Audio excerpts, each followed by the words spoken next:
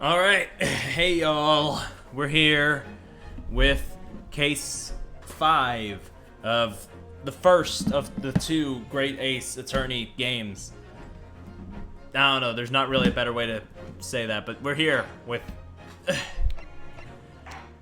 episode 5, and I think once we finish this, that'll mark about the halfway point, and I don't know if I'm going to take a break between the 2 games. I probably will, but I've also heard they're kind of connected, the both of them, so I'm not sure how long that break will be. But how about we get into things and let's do this shit, yeah? Yeah. All right. A hound it was, but not such a hound as any mortal has ever seen. Its eyes glowed with a smoldering glare. The whole of its ox-sized body was outlined in white-hot flames. It's coming! Sholmes' cry pierced through the thick wall of fog around us. Oh, shit. Wisps of vapor flowed over the pistol as I cocked it, and I waited, breathlessly, in the stillness. The silence lasted for what seemed an eternity, until, at last, it appeared. From the shadows of the cloud, an enormous beast sprang out upon us. Damn, look at this A dude. hound it was, but not such a hound as any Oh yeah, that's the mortal part I has just ever read seen. on the title card. Its eyes glowed with a smoldering glare. The whole of its ox-sized body was outlined in white-hot flames. Its rumbling pant and hideous howl, so terrified was I that I began to tremble with fear. Look well, Wilson, Sholmes declared, gazing upon the mystical beast. For this is the diabolical hound of the Baskervilles. Diabolical hound. Alright.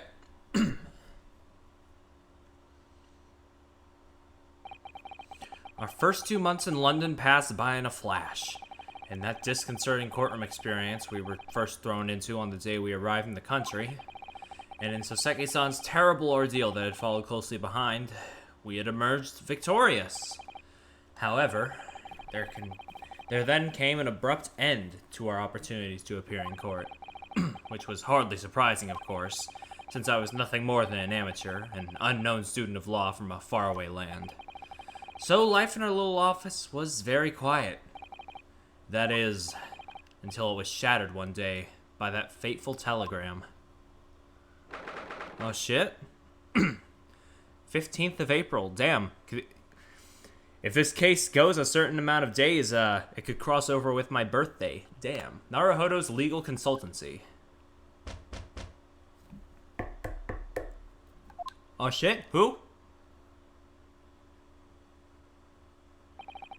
Huh, it looks a little...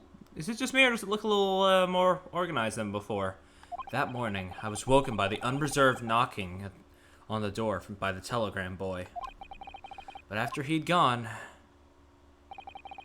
Susato-san's behavior became very obviously strange. Susato-san? Yes! Is it time to leave for court already? Let me see, what case is it today? I don't think I'm scheduled to defend anyone at the moment. Am I? Oh, no, of course not. How silly of me.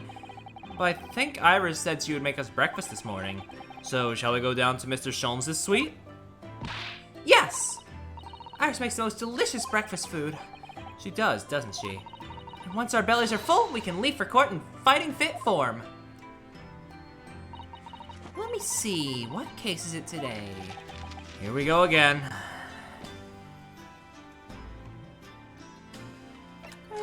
Let's examine, because I think there's some new stuff around here. I don't remember this shovel here. That spade has been in here since we started renting the place. Oh, that's not a spade, Naruhodo-san. It's a shovel. No, shovels are for digging. That's for scooping up loose material. It's a spade. Oh, is this like the ancient ladder debate? No, spades are for digging. That's for scooping up loose material. It's a shovel. I don't want to dig a hole for myself, so let's leave it. Alright, neat. It's spring at last, and the weather is warmer now. But I love the smell of the fire and the steam rising from the kettle. Oh, would you like some tea, Naruhodo-san? Oh, thank you, Susato-san, but I'm alright for now. With the green tea Susato-san makes me from time to time and Iris's unique herbal infusions, this place is a paradise for a true tea lover. Green tea is such a wonderful accompaniment to British tea cakes, don't you think? Because clearly ladders didn't exist back then. Or the way in the background. I don't think I will! I investigated thoroughly, but I can't... Well, according to Ryu, ladders don't exist. Damn. We've only been here in London for about 2 months, and my desk is starting to look a little messy already. You can tidy up once in a while. To Sato-san, I always say, making a mess is a small sacrifice to pay for being able to further your studies. And time spent tidying up is time you can't devote to the same cause. And time spent on ridiculous arguments is time that could be better spent on some simple housework. She wins, but I'm supposed to be the lawyer here. Bleh. You just can't see them like birds can't see glass. What's this? Ah, this must be a telegram. Let's see. Ah! No, you mustn't look at that. Not under any circumstances. All right, I won't. I'm sorry, Naruhodo-san, but you can be very mischievous at times. Put the telegram away if you don't want people looking at it. All right, let's talk. So, what was it about? The telegram that was delivered this morning, I mean. Oh, a telegram? I don't know what you're talking about. Uh-huh. Sorry, but you're not gonna get away with that. Well, I didn't think I would. Actually, don't give it a moment's thought. It's nothing interesting. Boring, in fact. It was just a boring old telegram. That's 3 times now she's tried and failed to convince me it was nothing. I promise I'll tell you about it at some point. All right, I understand. I suppose Soseki-san will have arrived back in Japan by now, won't he? Yes, I should think so. He left immediately after that terrible ordeal. Which would mean he should have completed the voyage already, or be just a few days away. A fortnight ago, we had that very long telegram from him, do you remember? Complaining of seasickness. I hate that that second word has been ruined for me, God. But by and large, it seems the voyage has been going well. Is something wrong, Naruhodo-san? I was just wondering what might have become of Soseki-san had he stayed in London, that's all. You mean as regards Lord Van Zeeks? The Reaper? Yeah, I can't help wondering if seasickness would have paled into insignificance in that case. The Reaper. What is it they say? That no one who stands in the dock can be saved from the Reaper, right? Like the way that nightmarish trial ended on the very day we arrived in London. Yeah. Even 2 months on, the cause of that dreadful fire is still a mystery. Yeah, but at least Soseki-san is safely out of the country now. Presumably, that means, you know, that the curse of the Reaper can only take effect within the confines of the city of London, perhaps? Even if that's the case, it's little comfort. I have a terrible sense of foreboding. If the legend of the Reaper is to be believed, it would mean he wields the sword of justice himself. Come to think of it, I wonder what he's been up to these past 2 months. Surely not wielding that sword against more acquitted defendants. No, I don't think so. Apparently, Lord Van Zeeks hasn't appeared in that court once since our last encounter.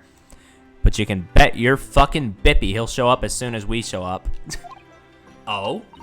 Yeah, since Soseki-san's trial, he's withdrawn from judicial service again, it seems. Really? Just like before, when he wasn't seen in court at all for several years. So it's just been me who's had to face him in his recent spate of trials then. Just my luck. I wonder if luck doesn't come into it. Sorry? What was that?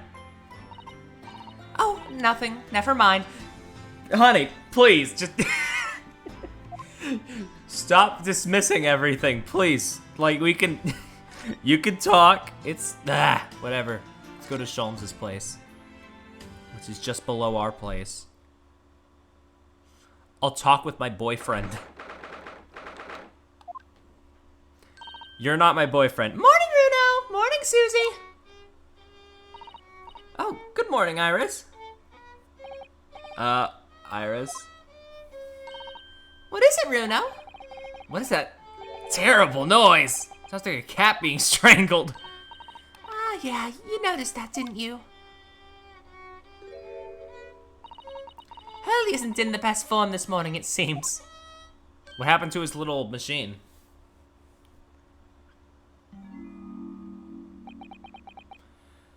Hello. Hey. Hello, Mr. Sholmes. Good morning. A good morning to you to die, perhaps.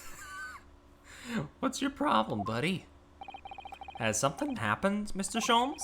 You look miserable, and the way you were playing the violin before. My analytical mind is dead. Music is dead. The world is dead. Damn this blanched existence! That's all it is, my dear fellow. Nothing of consequence. I'm afraid I don't understand. It's just a phase, Sasato. He'll be over it in due time. Well, Iris, isn't it time we ate?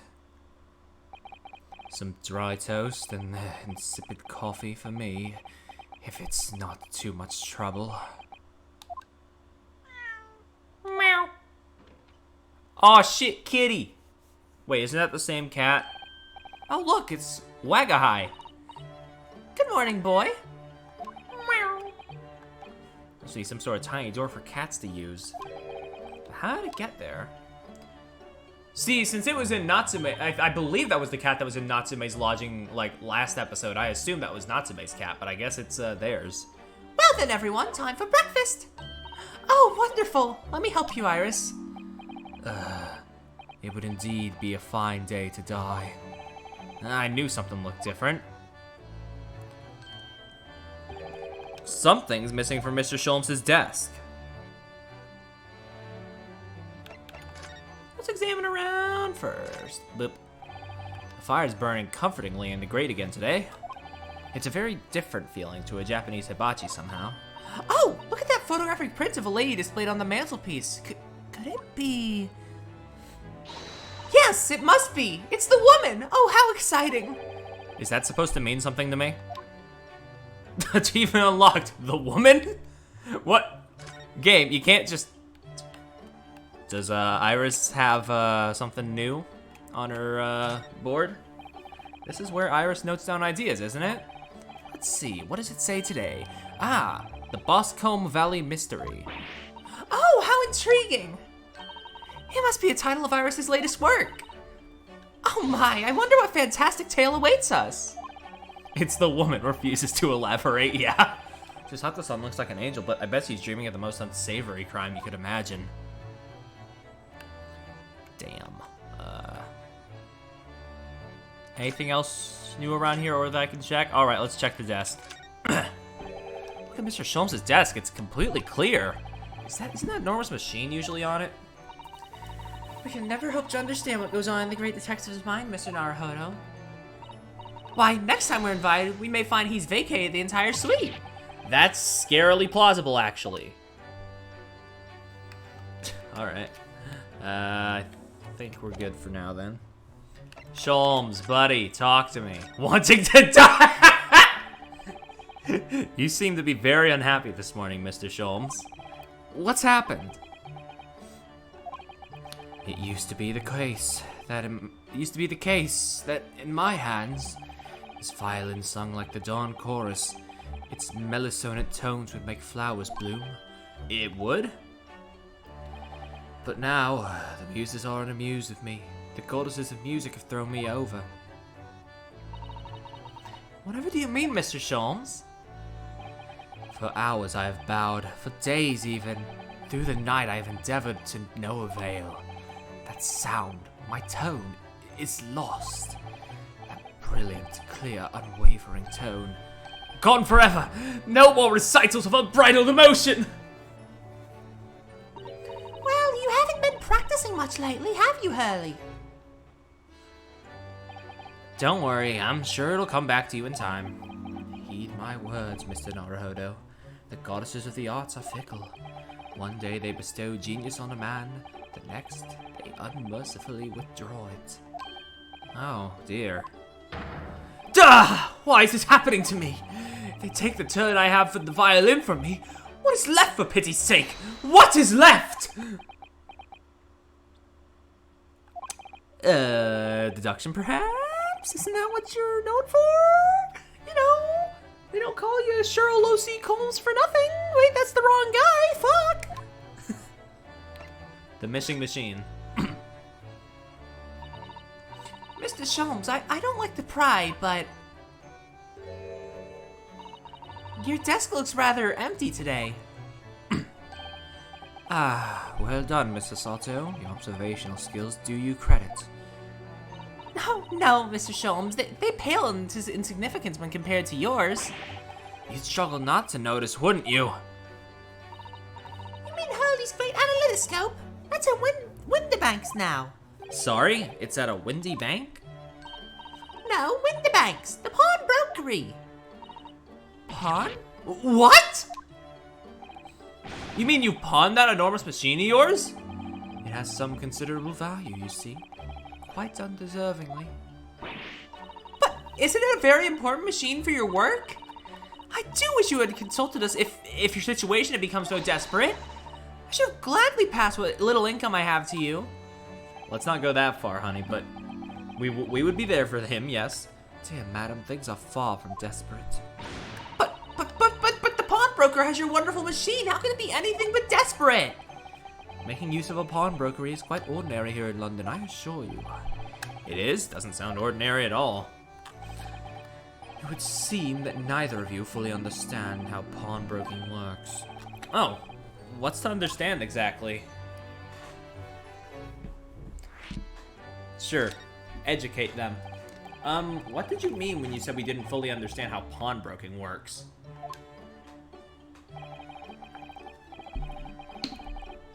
To the people of London, pawnbrokers are akin to banks. Banks? On Mondays, merchants relinquish their finest jackets and trappings to their pawnbroker of choice. With the money they receive in return, they are able to trade happily through the week. And then on Saturdays, they go to recover their things using the money they've earned. I had no idea. This has been a fascinating lesson for us. Everyone does it, you see, especially people in inner London. And should they have money to spare, they would purchase another fine jacket. Not to wear, obviously, but to pawn, should the need arise. Oh, how ingenious! So whenever we have something that's getting in the way, we leave it at Whitabank's, you see? A pawnbrokery can be thought of as an extremely secure vault. Who would have thought that even pawnbrokers are different here in Great Britain? Of course, you have to watch Hurley with it. Sometimes he pawns things he really shouldn't. Don't you, Hurley? What does it matter? The world is dead to me now. Bruh.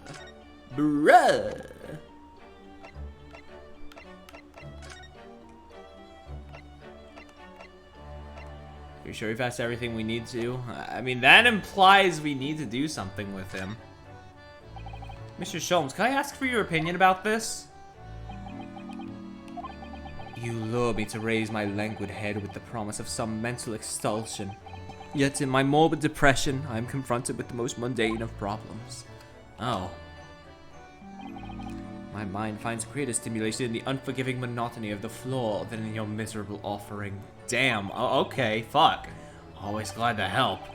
Oh, my head weighs heavy on my shoulders. Should we talk to Iris then? Wagahai. Mr. Natsume's cat seems to have settled into his new home. Okay, yeah, it was Natsume's cat. Right, okay, I forgot then. We must have adopted it. Oh yes, I've become very attached to little Waggy. It would appear his previous owners completely forgotten to him.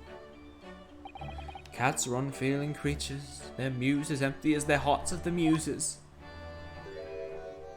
Aww. If Mr. Natsume had no intention of taking Waggy back to Japan, I wonder why he kept him in the first place. I expect he would have taken him if he could. But pets are strictly forbidden aboard steamships in our experience. And for good reason. Terrible things can happen if the rules of passage aren't obeyed. Well, I don't mind because Waggy is adorable.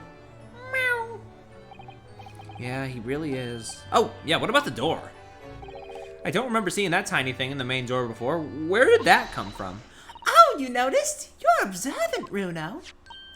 Look, I used this. It's my latest invention. What is that? I call it the cat flapper mat. gosh, a machine for making doors just for cats? That's right, it can make a cat flap for a little furry friend like Waggy in seconds. Handy, I guess. It can do it in any door at all, no matter what it's made of. It's very powerful, you see. Wouldn't it have been quicker just to make the cat flap rather than making a machine to make the cat flap? Well, yes, maybe, but I can make cat flaps anywhere I like. Oh, I think it's wonderful. You must make one for us in the door of our office upstairs, Iris. She really knows how to come up with unconventional inventions, this girl.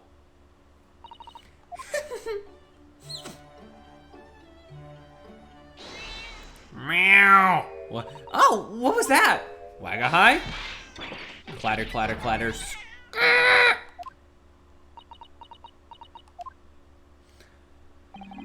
What was that? Oh no! Wagahai's tangled up in your violin! Oh, fuck.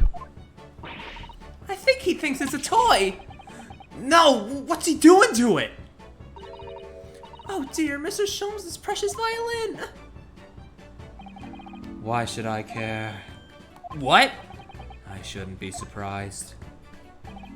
If the cat is a more accomplished musician than I am now. Mr. Sholmes really is in poor spirits, isn't he? Well, anyway, I'll put it back where it lives, shall I, Hurley? Out of the cat's reach, if possible. Maybe we should assess the damage.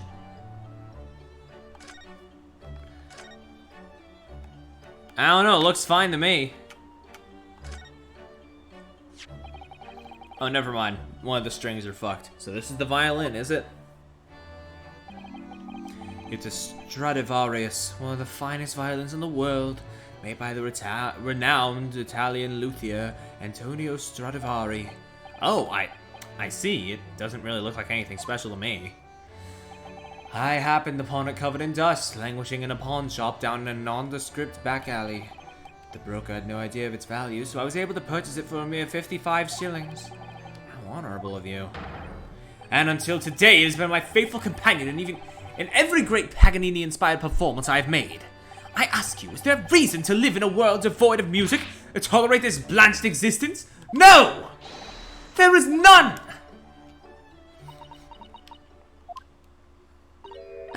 Mr. Sholmes? What, dear madam, what? My thoughts are preoccupied with fancies of release from this dull routine. Well, it's about the violin. It looks very different to normal, don't you think?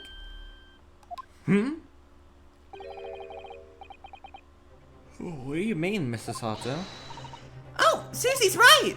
Yes. The tone of the wood is completely different. And that's not all. I'm sure there was no crack here before. Wait, it's not even the right size, is it? What's this? Oh, heck.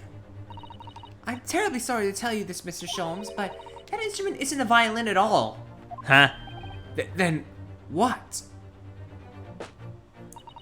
I believe it's an entirely different instrument called a viola. Viola? Hold on. I need to know. Is it viola or viola? I realize talking that out isn't going... Oh yeah, it's viola. Okay. A viola is a tiny flower.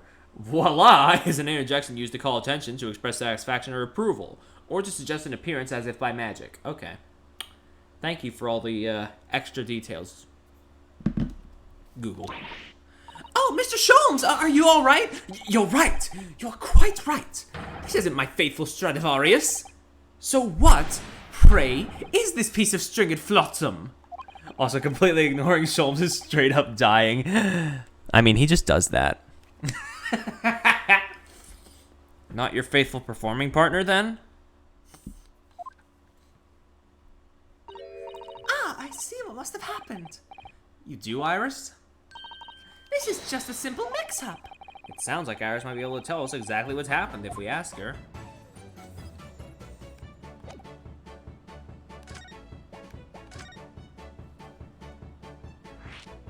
Mix-up. What did you mean by a mix-up, Iris? Well, you see, this viola, I mean, was at Whitabank's until last week. At the pawnbroker's? Not Mr. Sholmes' beloved musical partner. There is a proverb from the East, with you are no doubt familiar, my dear fellows. And it always let a beloved child travel. Yes, indeed. So you sent your beloved violin to the pawnbrokers in hopes that it would experience personal growth? Oh, what a wonderful idea! Last week I pawned my great analytoscope in order to release my precious instrument. It would appear Mr. Whitabank mistakenly furnished me with this tawdry fiddle instead. My ears cannot be deceived by the hollow timbre of this piece of timber. No, but your every sense was deceived by the fact that it just had strings. Pshaw, a fine state of affairs this is. And why I always say, Mr. Naruhodo, never trust a pawnbroker. They will try to fiddle you every time. Comedy. But earlier you told us that you could think of a pawnbrokery as an extremely secure vault. Come, Mr. Naruhodo, dilly-dallying will get you nowhere. Sorry? Crunching your toast with that vacant aspect, fretting your coffee so obtusely. Are you not a little embarrassed by your own conduct, considering the urgency with which we are faced? Ah, there he is. We must visit Mr. Whitabank's brokery at once. That's right, isn't it, Mr. Sholmes? Precisely, Mr. Sato, without a moment's delay. But I haven't finished my bacon and eggs. My dear fellow, surely you do not still intend to crunch your bacon with an increasingly vacant aspect, to fret your egg ever more obtusely. Alright, say no more. Let's go then. Don't worry, Bruno. I'd be happy to heat it up for you again later. Oh, thank you, Iris. As it happens, I am rather curious to see what a British pawnbroker's looks like. Alright, is there anything else to look at before we go? No? I don't think so. Let's get out of here then and go to the pawnbrokers. Baker Street and Whitabank's pawnbrokery. Let's go to Baker Street first, just to see if there's anything that we need or get over here. Oh damn, nothing. But I don't think we've seen this area before, maybe. Oh, this is just outside of our little place. Okay. Nothing really catching my eye here. This street lamp would be a hint coin if this was a Layton game, and this is giving me extreme Layton vibes with this music. All right.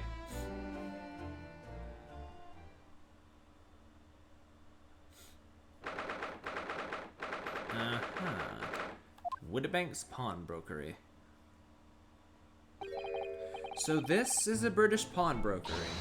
Oh my! There are all sorts of tools and contraptions in here that I've never laid eyes on before. Ah, Sasato-san, and that spark of wonder in your eyes. You can't wait to scour the shelves, can you? I get the impression you enjoy places like this? Oh yes, I don't know why, but seeing such a lot of things I don't understand is a real thrill for me. My dear fellows, let us not forget why we are here. Oh, Mr. Sholmes! We are calling on matters of business, not pleasure. And clearly Mr. Sholmes means business too, judging from the spark of fury in his eyes. Ah, Mr. Sholmes, sir. Welcome back. Did you hear that brazen welcome? Well, yes, we are potential customers after all. We are disgruntled customers, Mr. Naruhodo, and it's time to inform Mr. Whitabank of our ire. Come! The fight is afoot! Look at this dude. But I see a shovel down here. Give me a minute. What are you doing, my dear fellows? We are not here to browse for interesting curios. We have come to teach this broker a lesson. Oh, but there are just so many fascinating items. So we'll have to talk to Mr. Whitabank first before you can explore in here, Mr. Sato. Damn. Alright. Fine.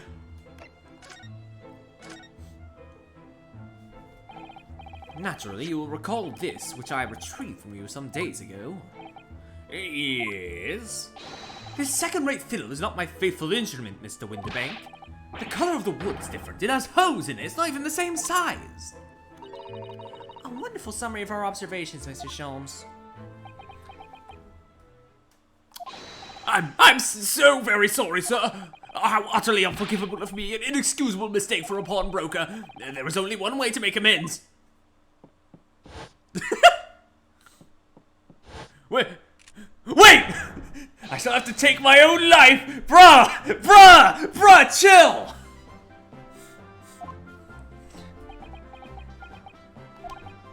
I don't think that will be necessary, do you? If I might just say one thing before I pop off! I'm about to pop off! Bruh.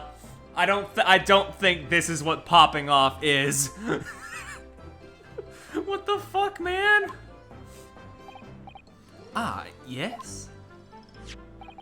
It was you, sir, Mr. Sholmes, who took it upon himself to remove the item the other day, I believe. Sorry? As I recall, I entered the storeroom to fetch your violin when I heard, here it is. You did? And when I turned to controvert you, you had taken the viola and left, sir. However, there can be no doubt that the blame lies firmly at my own door for allowing you to leave. So I shall not grumble and grouse any longer. May this guilt die with me. No. Stop, my dear fellow. The fault is mine.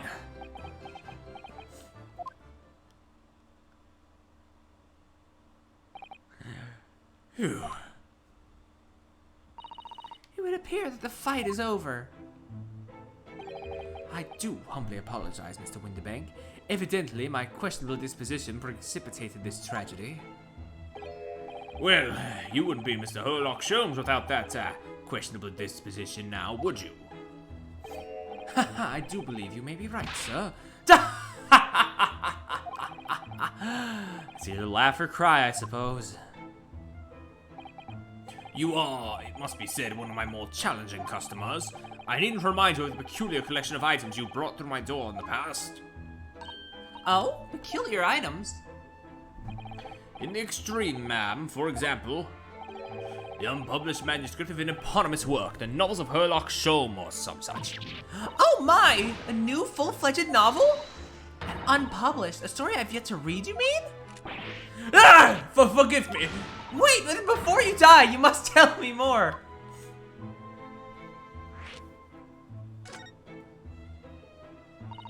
I must know more. Tell me everything. Wow, Sasato-san is really fired up now. Is it really an unpublished story under this very roof? Well, one day the gentleman here brought in an old metal chest, you see. I should like to entrust this to your care for a while, Mr. Whitabank. Well, for a chest like that, 1 shilling, sir, not a farthing more. It houses something of very great value indeed. The latest manuscript recounting the adventures of one Mr. Herlock Sholmes. I beg your pardon, a manuscript? You wish to deposit a manuscript?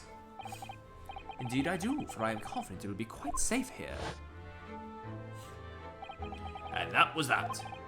As such, Mr. Sholmes' latest tale of otherworldly mystery lies dormant in my storeroom.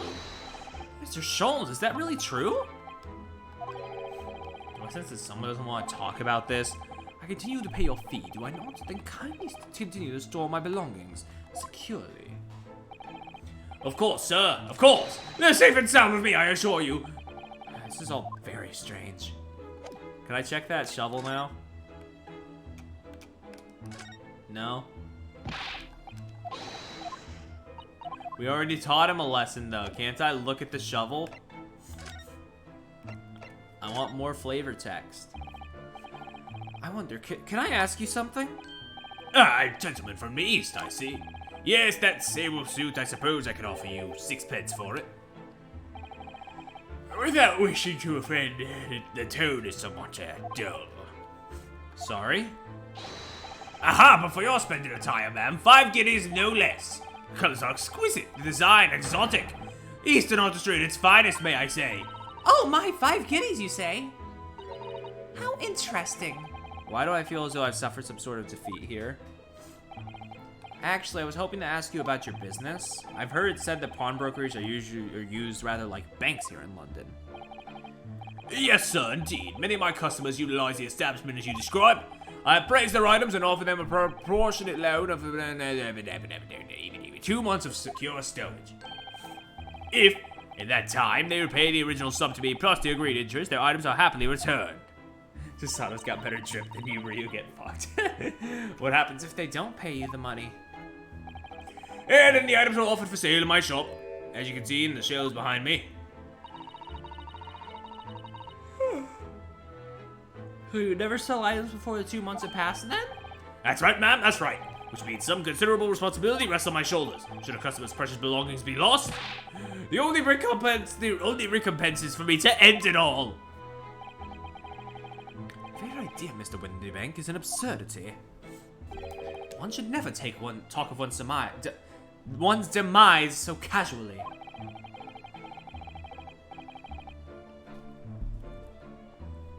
Says the man who was telling us all it was a good day to die only this morning. And let us not forget that I have already helped you take measures to ensure such a tragedy never occurs. Oh, what sort of measures? I engineered a simple device with which Mr. Whitabank is installed here in his shop. I call it the Red-Handed Recorder. Is that not so, Mr. Whitabank? What was that deep sigh about? Y'all invented a motherfucking camera? What on earth is a red-handed recorder? Use your eyes, my dear fellow. There are two just below the ceiling. Yep, that's a camera. I can see what appears to be a camera attached to some sort of timing device. Very astute. It is indeed a camera furnished with some 100 pieces of celluloid film. God, is today even a good day for me to do this? I can't read, apparently. And every 30 minutes precisely, the camera automatically records the appearance of the shop. Here, I have an example I can show you.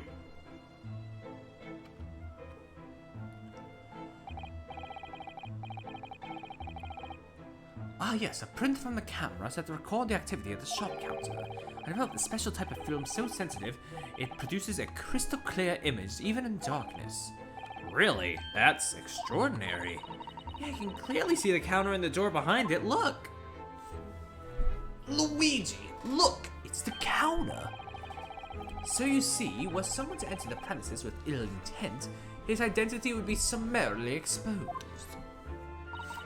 But did you not say the photographic prints were taken at 30-minute intervals?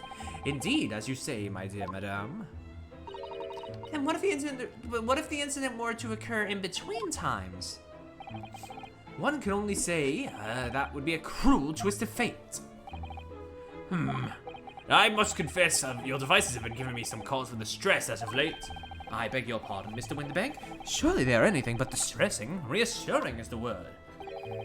It is the cost of the film, sir. You most graciously placed not one but 2 cameras in my shop, after all. Means I must pay for nigh on 100 utterly useless prints every single day. Useless until, somebody dies in here. I'm afraid the cost of the film will break me before I'm very much older.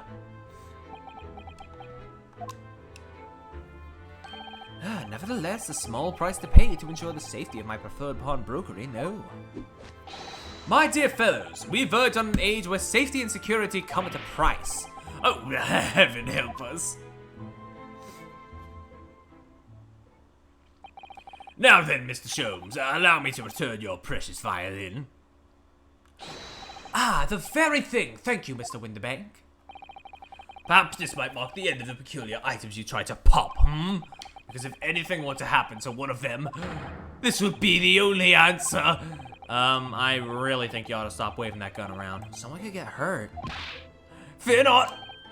Sorry. I've only loaded a single bullet so no one but myself could possibly be harmed. That's not really what I meant. Good day to you then, Mr. Whitabank. It's been a pleasure as always, Mr. Sholmes. So, Mr. Naruhodo, now we can explore at last. Hell yeah. Shovel.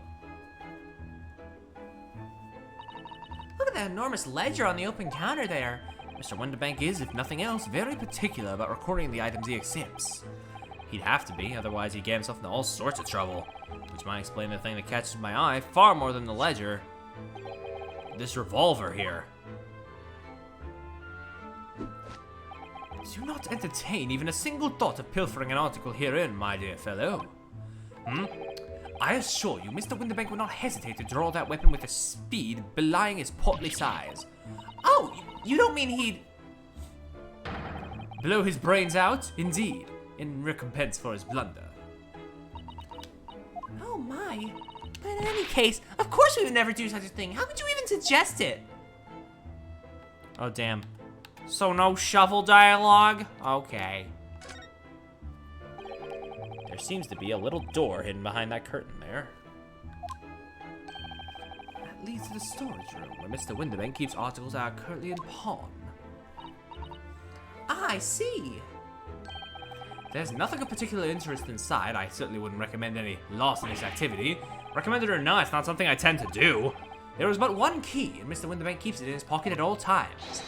Before he sleeps, he places it into a small pot, which he slides under his pillow. How on earth did you know about that, Mr. Sholmes? I'm a detective, sir. It's my business to know what others do not. I'm frequently assailed by information I neither care for nor wish to retain. Mood. Mr. Sholmes, you're a wonder! And the prime suspect if this pawnbrokery is ever burgled.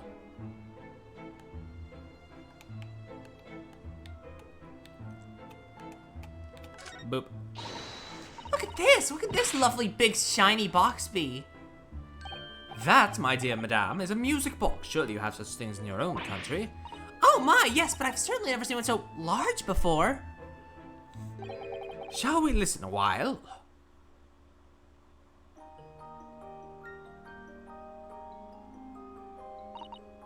Ah, what a sublime sound. It's like the music of angels. I've never heard anything like it before in my life. This particular specimen is of the larger variety, commonly found in public houses and restaurants. There is a metal disc inside on which the notes to be played are recorded. Simply by replacing the disc with another, any music you care to imagine can be played. My goodness! What a simply delightful machine! Indeed, though their popularity has waned recently with the development of the gramophone, of course. Science and technology advance at such an overwhelming pace. Yeah. What an assortment of things there are on these shelves here. Crockery, footwear, clocks, and watches. Almost anything you care to imagine. Those are forfeited items, offered for sale by the pawnbroker. What does that really mean, though? When you pawn, or colloquially pop, an item, the broker loans you money against its worth. He stores the item for an agreed period of time, after which the loan must be repaid. If not, he's free to display it in his shop for sale at a price of his choosing. Oh yeah, now you've explained it, I'm noticing little price tags on everything. Of course, simply by paying the agreed interest on the loan, one can extend the period of safekeeping. So you may pawn that black garb of yours without fear, my dear fellow. My treasured university uniform? Never! It embodies my student spirit!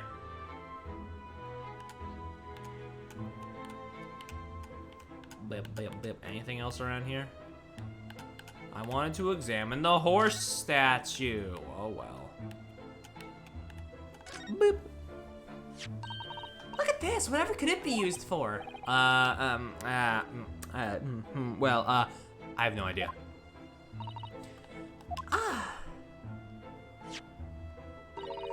There's a small catch just here. Look.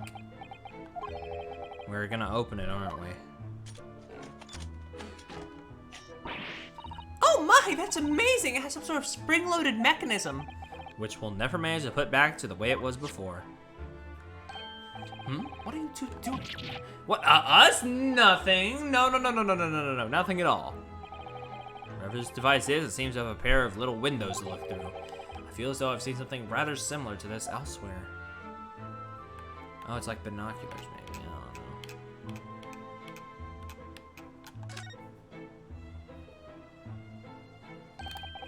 That's not a calendar you could easily miss, is it? 15th of April, today's date. Yes, that's not for sale, I must point out. It's an Eastern-style page-a-day calendar. Every night at midnight, I tear off the front page to reveal the following day's date. The perfect calendar for a tearaway fellow such as yourself, Mr. Whitabank. And who was it who walked out of here with the wrong violin before? When the agreed storage period is passed without repayment, articles are forfeited, you see. So I have to keep a close eye on the date. It's something of a pawnbroker's obsession, you might say. Oh yes, I can see you're very dedicated to your job.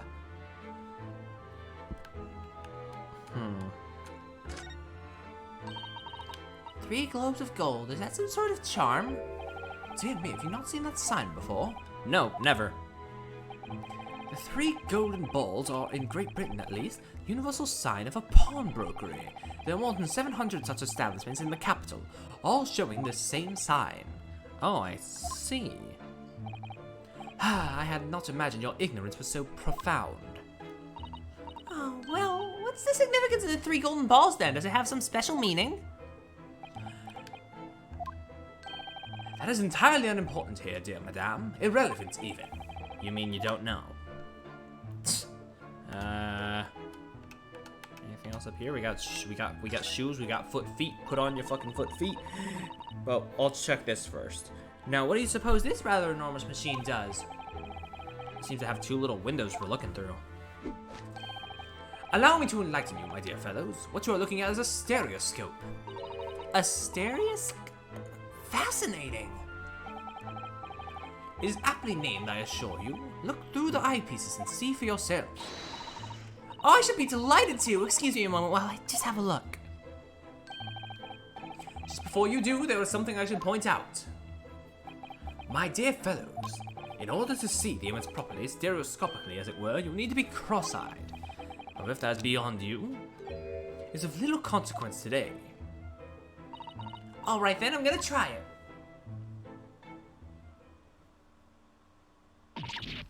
Duh! Mr. Naruhodo, you must see! At once! Alright then. So I need to be cross-eyed, like I'm trying to look at my own nose. I can never pull that off. Blech.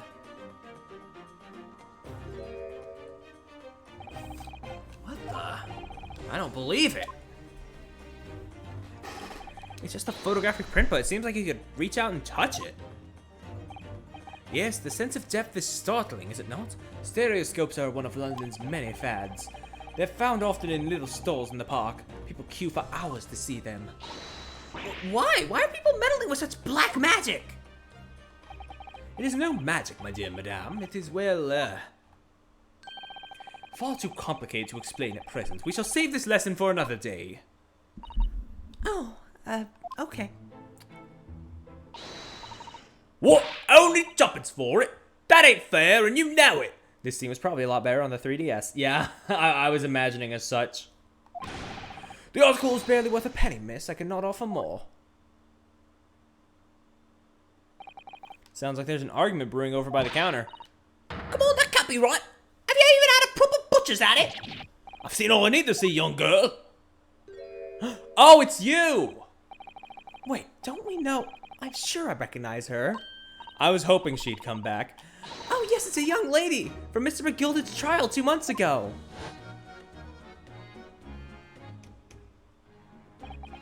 Oh, no. Her name is Gina Lestrade, my lord. She's a chancer, earns her crust fuck! Even in death, I can't do the voice properly without stumbling over me fucking words. She's a chancer, earns her crust among large crowds, relieving people of their purses. What's commonly called a pickpocket.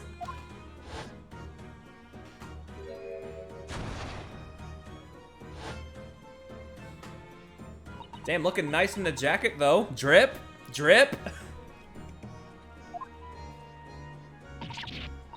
Golden Bennett! You lot! Hello, Miss Lestrade. I hope you've been well. Eh? What? You remember me then, do ya? Well, I remember being completely surrounded by smoke, that's for sure. So, what are you doing in here? Down and out like the rest of us? Nothing to eat? Come to pop that black weasel, sorry, coat? Have ya? What is it about this black uniform that makes everyone comment on it? Ah, good day, unless I'm much mistaken. You would be the young pickpocket who stole our experimental smoke grenade launcher. Mr. Shelms! So, you have something of value to pawn, do you? Allow me to see the article and I shall negotiate with Mr. Whitabank on your behalf. Pull the other one! I don't need no help from some stuck-up D! Get out of my business! Go on or I'll make trouble for you!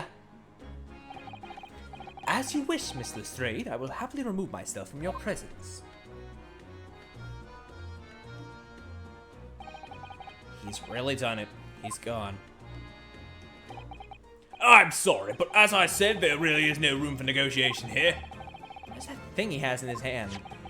Some kind of metal disc? And you! Go on, leave me alone! Oh, Miss Lestrade, just pretend we aren't here. We shan't be offended in the slightest. Susato-san can really stand her ground when she wants to. Whatever. How you doing? Somehow I didn't really think you were the sort of person who'd use a pawnbroker, Miss Lestrade. Yeah, well, I am, alright? I'm a Londoner, just like everyone else. That a problem, is it? Also, her last name is literally Let's Trade, or Let's Trade. I don't know if that's a coincidence or not, but, you know. No, not at all. It's just that, well, Oh, I get it. I know what you're thinking. That thing probably don't even belong to her. Probably got on the dive, didn't she? Yeah, I can see it written all over your Chevy Chase. well, I might have been thinking something along those lines. You're not gonna deny it, Mr. Naruhodo? Alright then, I'm just gonna come out and ask you straight. Do you pawn things that you steal from other people? Well, I don't know how best to answer that, really. I suppose, sometimes. You're not gonna deny it either, Miss Lestrade? But not this time, alright? I swear! That thing belongs to me! The disc that Mr. Whitabank is holding? Perhaps we should see what he has to say about all this.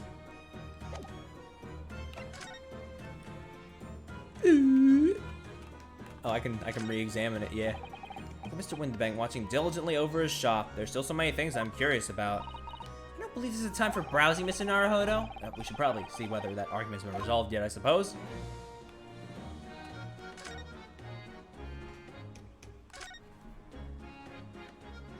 Mr. Whitabank, what exactly is this metal disc that Miss Lestrade has brought in? It seems to have hundreds of tiny little bumps in its surface. Ah, this is a music disc, you see, for use inside a music box. In a music box? What, you don't even know what a music box is? You Eastern lot ain't too savvy, eh? I know what a music box is. I've just never seen one of these discs before. The small protrusions on the metal disc encode the tune to be played by the music box. You simply insert the disc and set the machine going, and beautiful music plays. This is not the same accent as before. I believe it was more something like this, yeah? I don't know. Oh no, God. It's so incredible. Tell us, what tune is on this disc? Well, I'm afraid I can't tell you that. There are so many different types of music boxes, you see. British made, German, Swiss. I've no way of knowing which particular machine this disc was made for. Ah, I see. And that's it in a nutshell. I wouldn't have any customers for an item like this, even if the young lady forfeited it. Really, I'm already offering more than I should at a penny. That's a packet of lies. He told me he did. He said it was, well... He? Who? Never you mind, it just ain't right, that's all. The disc's worth good money, I know it is. Well then, you'll have to try your luck at another pawnbroker's, won't you? Ah! Yeah, she's been in before, of course, this little... Okay, now you're just making up words. That is not real. That is not real.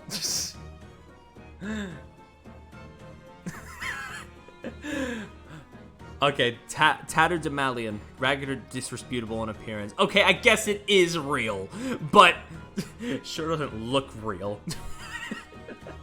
Fucking British people making up words. God. I see. And brought some dubious article or other with her every single time, I might add. Dubious? What are you trying to say? I'm an honest customer, me. So, is there something dubious about this disc she brought in today? Well, if only that were that simple. Sorry, what do you mean? What she actually brought in was a storage ticket.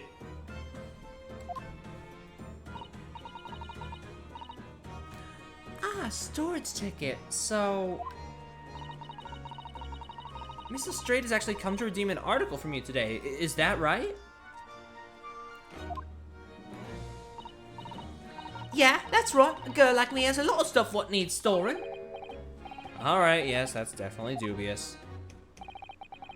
The article in question would have been forfeited at midnight tonight.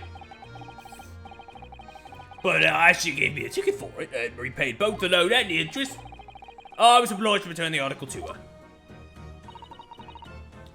But what was the article? Do tell us, Mr. Whitabank. The little scamp is wearing it, ma'am. It's the overcoat she redeemed. Oh, that's a nice look for her. Oh.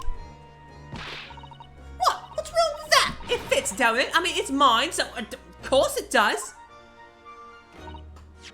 So, what about the disc then? How does that come into all this?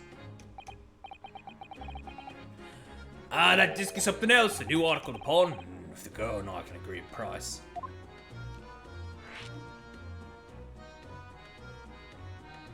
New article to pawn. I'm confused. I thought you said Miss Lestrade brought in a storage ticket today. It's really quite simple.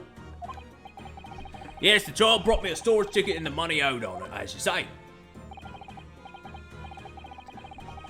For this heavy black coat which you returned to her care, as I'd understood it. That's right, yes, and rather unsurprisingly, as soon as that little ragamuffin put the thing on, she went rifling through the pockets.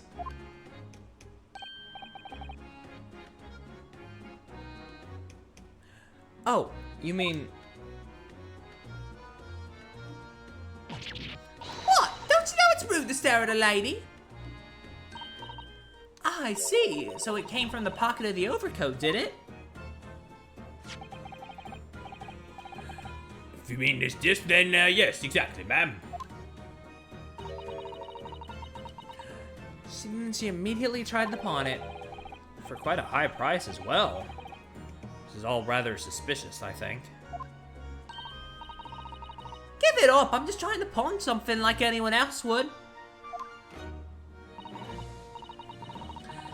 Miss Lestrade, may I ask who deposited the overcoat here in the first place? Me.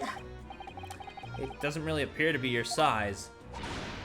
Me old man is me old man's, ain't it? Is it, Miss Lestrade? Yeah, this is all definitely rather suspicious.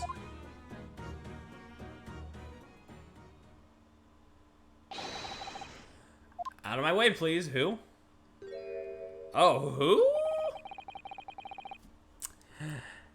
I'm not sure if I should be gay or just... No, he looked like a capitalist. No. I have standards.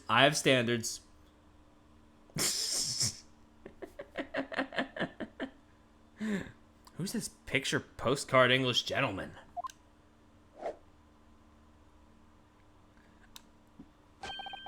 Good day to you, ladies, gentlemen.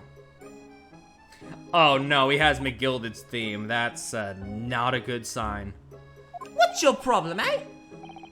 There is no problem, as long as you remove yourself. I have a matter to discuss with the proprietor. In fact, you're considering it speaks for... Okay, shh.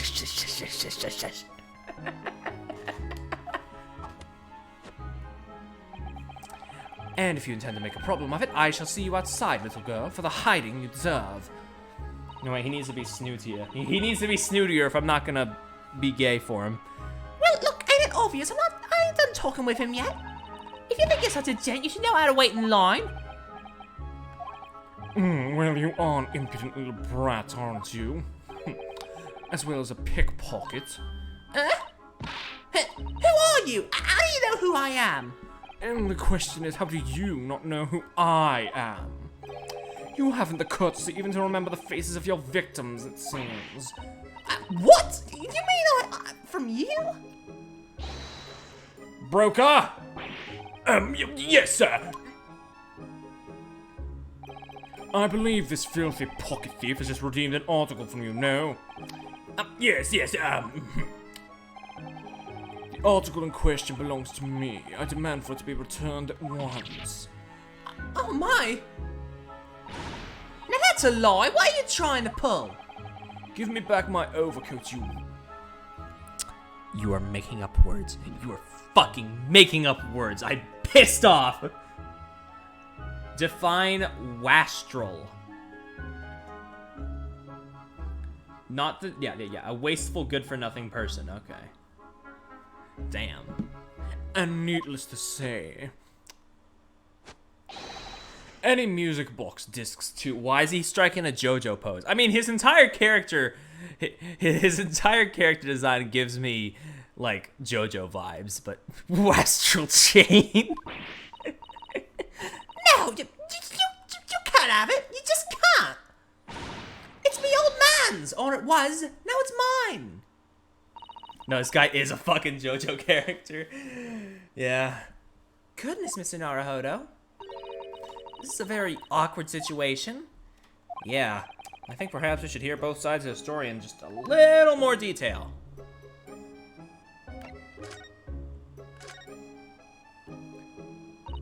Miss Lestrade, it's what the gentleman is saying. What do you think? It's all lies, ain't it? Obviously. I swear on my life, I ain't never laid eyes on that dandy before.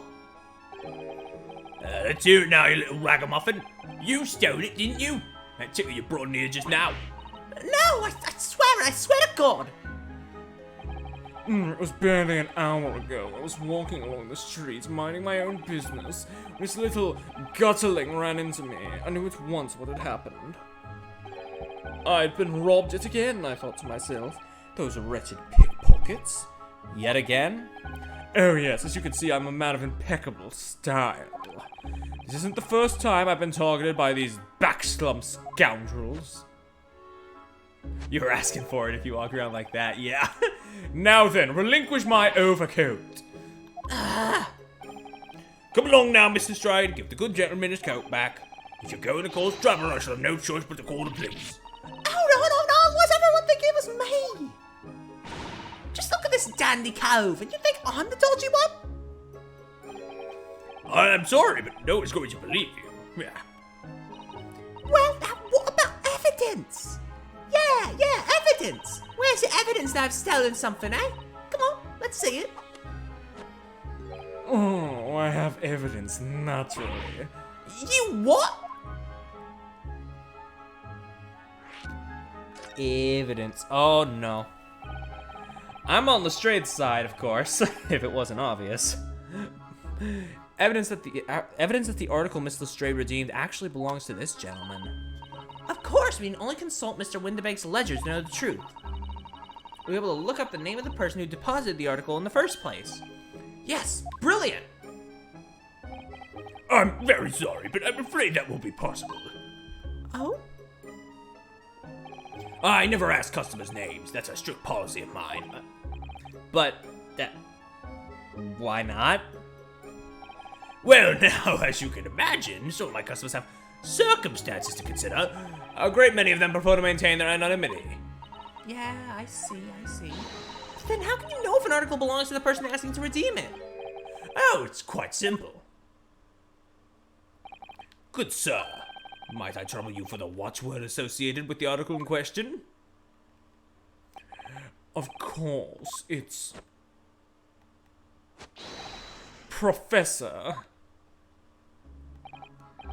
Ah, yes, that's right, and all the evidence we need. This gentleman is the rightful owner of the article, without doubt. A watchword? Interesting. Just say password like other people. Jesus.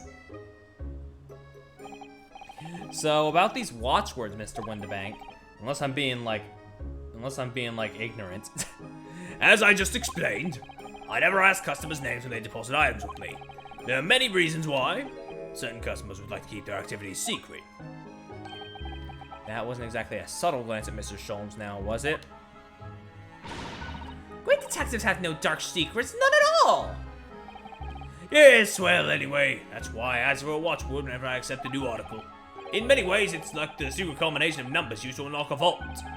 Take a deposit, a description, and a watchword uniquely identify each item. And of course, then I give the storage ticket to the customer. When someone comes to redeem something, I ask for the ticket and the watchword.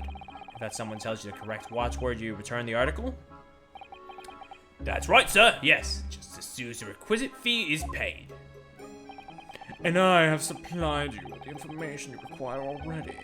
For the avoidance of doubt, the article in question is an overcoat, deposited 2 months ago on 15th February. With a watchword of Professor. All perfectly correct information, sir. But ow! Really, this is beyond a joke now. There's no further room for doubt.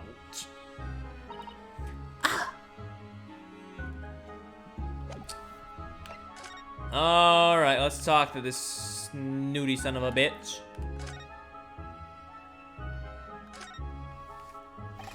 Excuse me, but who are you? One would expect the inquirer to introduce himself first. Though clearly you are not British, so perhaps our ways are foreign to you. Oh, sorry, yes, we're from the Empire of Japan. We're studying here. Oh yes, Japan. I've heard talk of the place. Bro, what are you doing? Its inhabitants live on some fiery brown-colored soup, dressed up with exotic spices. You might be thinking of somewhere else. What was that theatrical gesticulation about? Perhaps. Anyway, if you're a gentleman, sir, you offer your own name first before inquiring after the name of another. Of course, yes. I'm Ryunosuke Naruhodo. I'm a lawyer. Well, a student of law, really. My name is Osato Mikotoba. I'm Mr. Naruhodo's assistant. I see. My name is Benedict. Yes, Eggert Benedict. This man's named after a goddamn breakfast food!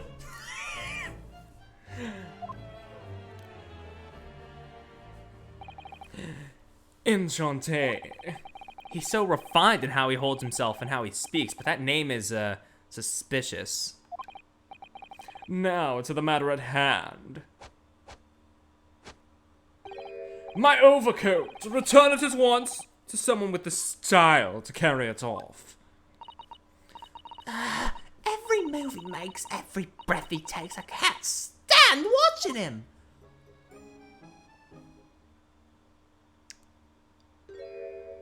Bruh, you looked better in the all white, I'm just saying. So, let there be an end to the matter. And thank you for your custom, Mr. Eggert Benedict, sir. Oh, with such reasonable rates of interest, I may even decide to come back.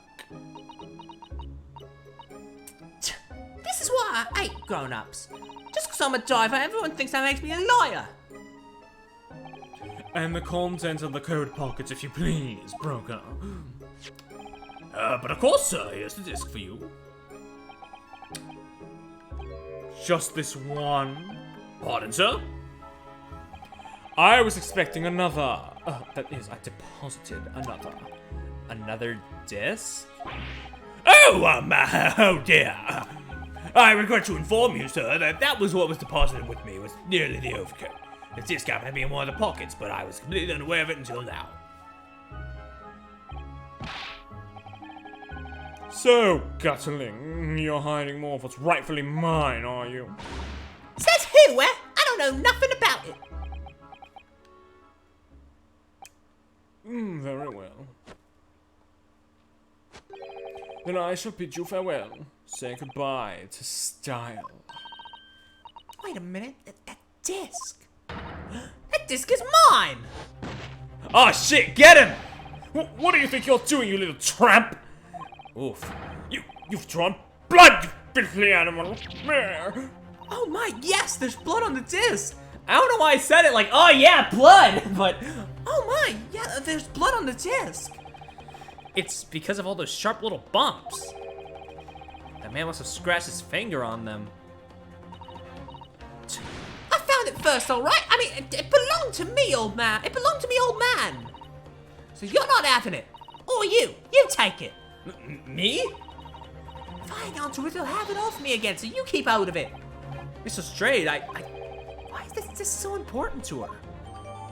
A metal disc used to play music in a mechanical music box. The piece of music, which remains unidentified, is stored on the disc by means of small protrusions. You there, in the black livery! Hand that disc to me at once, please! No! Don't! He's lying! Grown-ups are all liars! What do I do now? How am I gonna resolve this?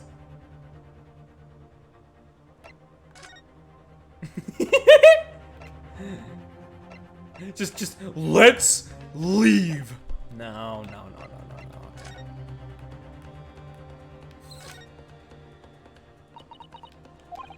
Wow, Miss Lestrade is really looking daggers at that mysterious gentleman. We need to do something to calm things down before she loses control and attacks him again. I say let her. Eat the rich.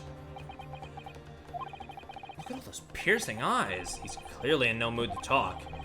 We have to do something quickly before this mysterious gentleman leaves to fetch the police or something. Sorry, I almost vomited. I'm allergic to police. Look at Mr. Whitabank watching diligently over his shop. There's still so many things I'm curious about. Somehow I don't really feel like this is the right time to be browsing. Calming this fraught situation must be our first priority. And I'm fairly certain we can find just the great thing we need among the articles here in this shop. I don't know. It's among the things in the shop apparently, but I've looked at it. Shomes? Shomes, can you help us, buddy? Mr. Shomes? What are you examining with such keen interest there? As you enjoy a bar of caramel, I see.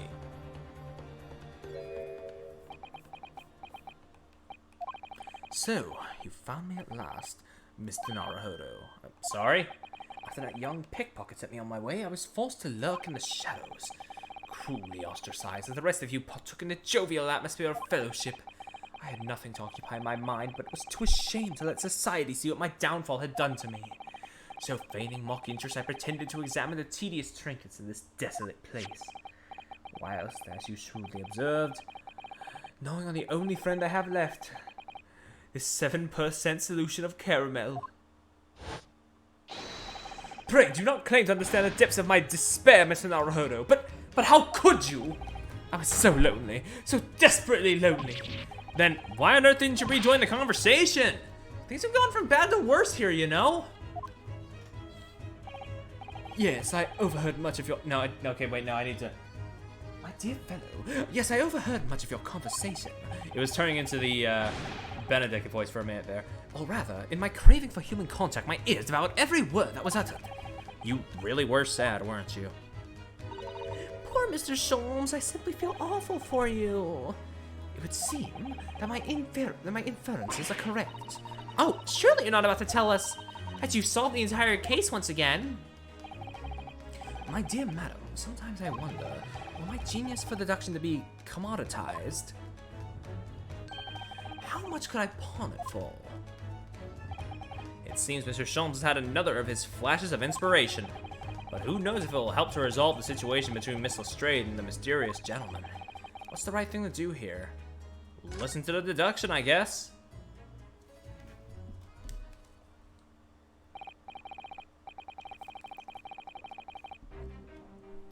Well, Miss Lestrade, it would appear you find yourself in something of a predicament. Where the blue blazes have you been, eh? Pardon? When a lady's in trouble, a jit's supposed to be there to help. Straight away, not an hour later. Harsh. Who, pray tell, are you? Mr. Eggert Benedict, you have, in my eyes, a veritably encyclopedic array of curiosities about your person. Nevertheless, there are two immovable conclusions I have drawn. I beg your pardon. The first is this. The true reason for your visit to this pawnbrokery today is something you have not yet revealed. And the second is this.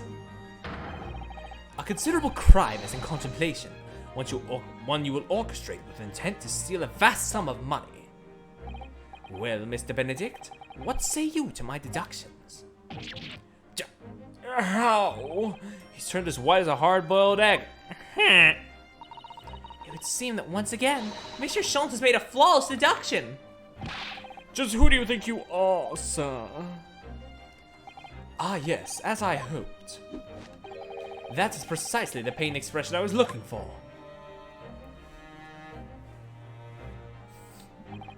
So, shall we begin? The time has come for yet another Herlock Sholmes' logic and reasoning spectacular. I guess now's as good a time as any.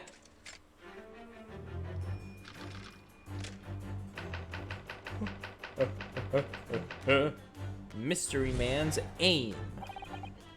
First of all, we must ask ourselves on what business you ventured to this pawnbrokery today. You claim to have followed this pickpocket here, having the redemption ticket stolen from you on the street. But that is most certainly a lie. The real truth is something quite different.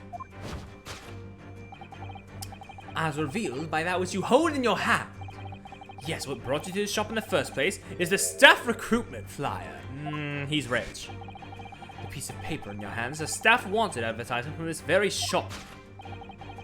Yet even the most unobservant person would soon realize that a man of your appearance has no need of such employ. In other words, there is some ulterior motive for your actions. The cane which you unwittingly clutched to your person exhibits an incontrovertible contradiction. What utter rot! I've had this cane for years. The contradiction of which I speak is, of course, the missing ferrule. The end of any walking cane would be terminated with a metal ferrule to protect the wooden lip. And yet, its detailed analysis shows the wooden tip of the stick to be utterly bare. Therefore, there is only one conclusion. The rod that you hold in your hand, which appears to be a walking cane, is in fact no cane at all. You recoil, sir. Is something wrong? And in your recoiling, you would inadvertently facilitate the answer of the next conundrum to present itself. Namely, what's the truth behind this rod you bear? Yes, your reaction betrays the truth. The handle, which you evidently would like to conceal, is the key to understanding this riddle, you see. From the moment I saw it, my suspicions were aroused. What walking cane demands such a stout handle?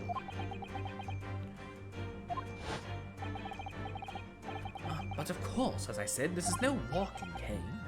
No, that rod is the broken handle of a shovel. What? Are you insane? And now, having determined this undeniable truth, the conclusion is clear. Your true motive for coming here was to take employment at this establishment in order to excavate the ground beneath the premises. What a calculated crime you have conceived, sir. A wickedly calculated crime.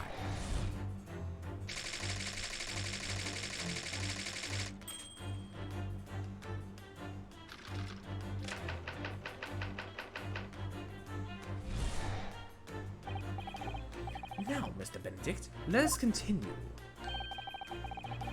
For we must expose the details of this elaborate crime you have in the planning. This is utterly absurd. You suggest that I, a gentleman, intend to excavate the ground beneath this pawnbrokery with a broken shovel. What on earth do you propose I expect to find in there? Some long-forgotten treasure, I suppose? Save for such a fanciful theory, what possible reason could I have to do as you say? Oh, there is ample reason. As you are only too well aware, Mr. Benedict. Your furtive glance is more telling than I could have hoped. What? Let us consider what would motivate a man to infiltrate the shops to this and covertly dig beneath its floor. The answer is revealed by the council notice on the counter to which your eyes were inadvertently drawn. This letter gives notice of public works to be carried out in the local area. And according to the enclosed plan of the upcoming sewerage works, beneath this shop runs a sewer that adjoins another, one that runs under the bank of the opposite side of the road. This madness has entered the sewers now, has it? By excavating the ground beneath our feet, we gain access to the waterway. that flows in very close proximity to the great vault of the financial institution opposite. What are you... In summary, sir, you devised a master plan to pull off an elaborate bank robbery by dint of the underground. Master plan? Which brings us at last to the final chapter of this lurid scheme. With what plunder did the thief hope to make off from the underground vault of the bank? Are you quite serious? Having consulted with Scotland Yard some days ago, I happen to know the answer. But naturally, the answer is no secret to you, is it, Mr. Benedict? I have no idea what you're talking about. Allow me to present a rather interesting piece of evidence. You see, this picture postcard tells us all we need to know. A postcard of the Great Exhibition? I'm afraid you've quite lost me. Currently, in the final stages of preparation, the Great Exhibition will soon be underway, and the government has provided extra funds to complete its centerpiece, the Crystal Tower. Funds that currently sit in the vault of the bank on the other side of this road.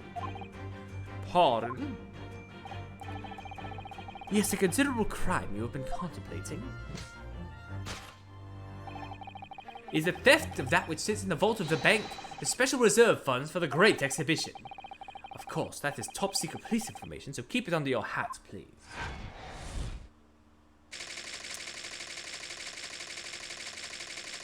Sir. Sir, please. Thus concludes Herlock Sholmes' great deduction of this pawnbroking puzzle.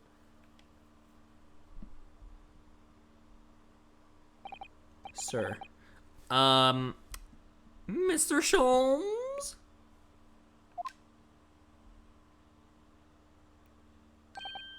Well, Mr. Naruhodo? An impressively upbeat deduction for a detective racked with loneliness, would you not agree? Was it true what you said about the bank over the road and what it has in its vault? Indeed, though few know of its existence, it is one of the government's most closely regarded secrets. Guarded secrets, not regarded, God. Gregson told me in the strictest confidence. But you just announced it to everyone here, rather loudly, in fact. And if it's such a big secret, how would Mr. Benedict have come to find out about it? There can be but one explanation for that. Clearly it's because the man is a criminal. But what if he didn't know anything about the money in the vault? If he is a criminal, as you said, then buying a brand new shovel is sure to be the first thing he does now that you've revealed the secret. Oh. Or if he doesn't, maybe Mr. Whitabank will. He already has plenty of shovels here after all. Oh, my life, I assure you I'm not so unscrupulous. Well, hopefully this has taught you a valuable lesson. Sensitive information must be handled with the utmost of care. One can never be sure that someone privy to secrets won't disclose them. Once the word is out, it's out. Perhaps I'll think twice before confiding in you next time, Mr. Sholmes. Excellent idea, Mr. Naruhodo. An excellent idea. Yeah, he was the definition of lawful dumbass. Well then, Mr. Naruhodo, you know what to do, I'm sure. Yes, let's listen to that great deduction again and see if we can massage it into shape. Very well then, let us start once more from the beginning. Of Herlock Sholmes' magnificent logic and reasoning spectacular. Alright, let's do some course correction.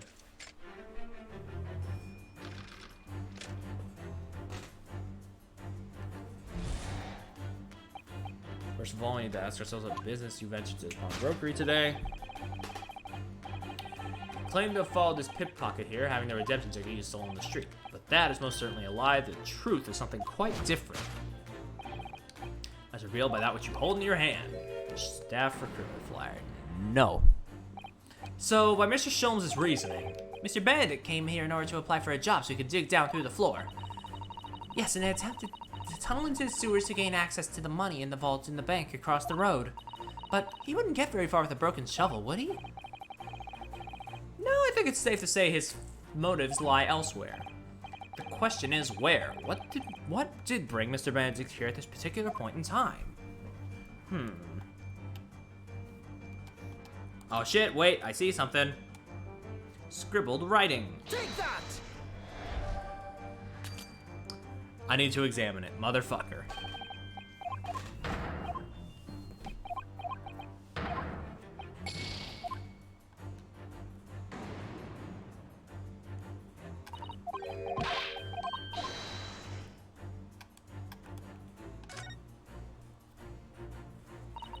Oh, what are all the scribbled notes on the back of the flyer here? I don't believe it! What is it?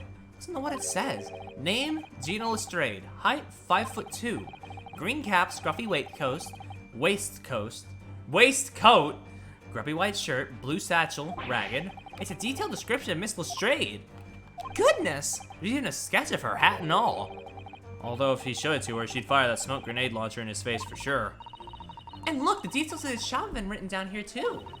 Whitabank's Brokery, Baker Street. Redemption deadline the 15th of April, which is today's date.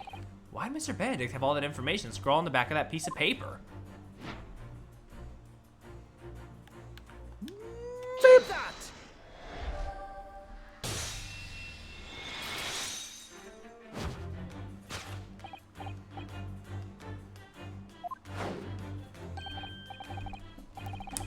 Quite so, my dear fellow. It would appear the writing and sketch on the reverse of the flyer pertain to the pickpocket, Miss Lestrade, and to Mr. Whitabank's pawnbrokery here.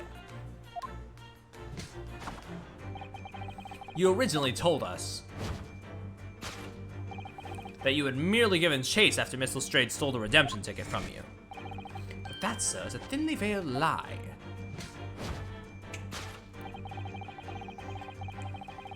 It is the information on the back of the flyer that led you here today. By which I mean, here to Whitabank's pawnbrokery, and today, the redemption deadline of that overcoat. So, you waited outside for the young girl matching the description to have you written down to arrive. And you have gone to some lengths to hide the reason for your pursuit of Miss Lestrade. In other words, there is some ulterior motive for your actions. Yes, okay. The cane. I've had this for years. Contradiction is the missing for rule. Are you sure about that?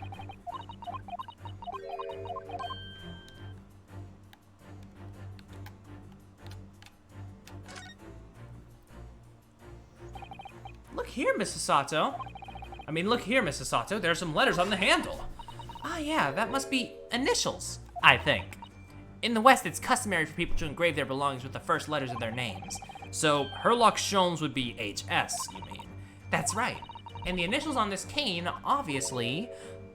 Oh. A-G.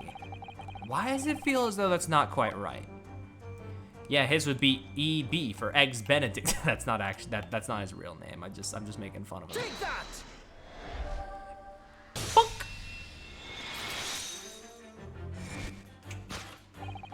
The contradiction of which I speak is, of course, the initialing. What's happening? There's some drama going on between Thief Lady from the last time you were here and this fucker in the top hat, and we're trying to solve it all out, I think. Also, Herlock Sholmes is here this time. He's delightful. A most astute observation, wouldn't you say, Mr. Eggert Benedict?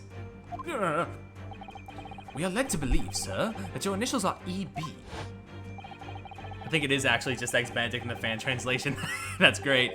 Yet in the most possessive manner, you have in your grasp a cane bearing the initials AG. An incontrovertible contradiction indeed, would you not agree? No, you're wrong. This case isn't. You said that before that you had that cane for years. So don't try and tell us that you just borrowed it from a friend or found it in the park. In short, though you hold yourself to be a gentleman, you withheld your true name. Oh, something's ripping back there, buddy. You good? You recoil, sir. Is something wrong? And In your recoiling, you inadvertently facilitate the answer of the next conundrum to present itself. Namely, what the truth is behind this rod you bear. Yes, your reaction betrays the truth. The handle, which you evidently would like to conceal, is the key to understanding this riddle, you see. Let's consider the bare bones of what's happened here. Miss Lestrade redeemed that fine-looking overcoat, and now a mysterious man has appeared, introducing himself with a fake name and claiming that the overcoat belongs to him. We know that he actually identified Miss Lestrade from a written description, which suggests that everything else he's told us is untrue. So what we need to do here is somehow prove the overcoat cannot possibly belong to him. I mean... Oh, the seam on the shoulder is coming apart, look! So it is. Do you know a moment ago when Mr. Benedict was surprised by something that was said? I thought I heard him make a rather strange noise. It sounded a bit like a tiny growl. But now I think it was probably sound this seam ripping open. If you look closely, it does seem to be a very tight fit. The sleeves are stretched to bursting and he wouldn't have a hope of fastening it at the front. If you were to run around in it, I'm sure the whole thing would fall apart. That I'd like to see. Sorry. So how can we make Mr. Benedict run around? She's really giving this some thought. Take that!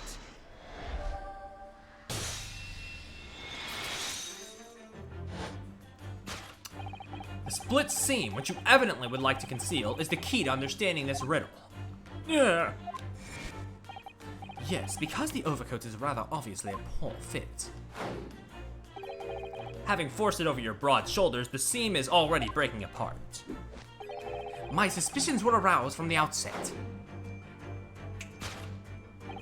When you so baldly lied about your name and so boldly waylaid this pickpocket. Yeah. This catalog of untruths have all been for one very specific purpose. To steal the article that the young girl redeemed from Mr. Whitabank. Yeah, oh, God, fuck. But what really irks me is this. The considerable crime I initially imagined has been considerably curtailed. All right, that's one down, one to go. Tell me what you're feeling now, Hurley.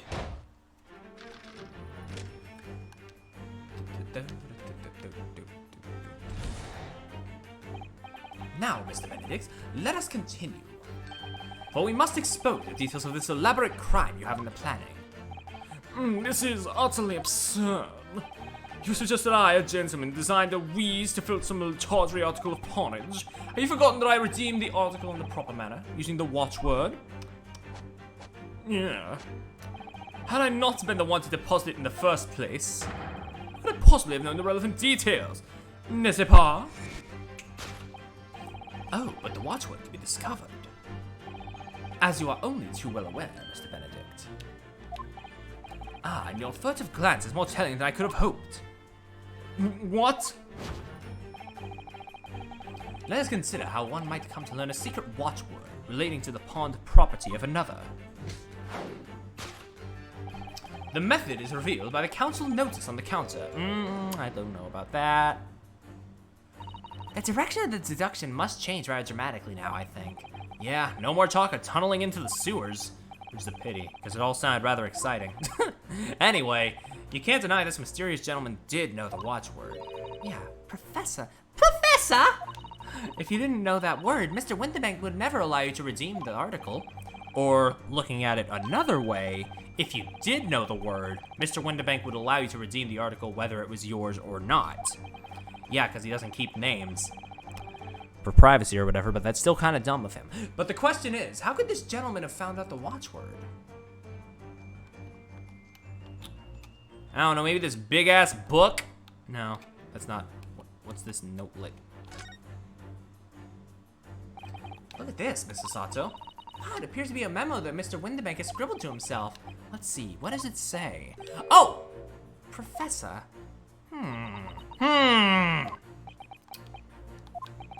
Mr. Whitabank must make a note of the watchwords that his customers give him right before their eyes. In an alarmingly clear script as well. Oh dear, I don't know where to look. Who knows what other secrets I might see? Take that!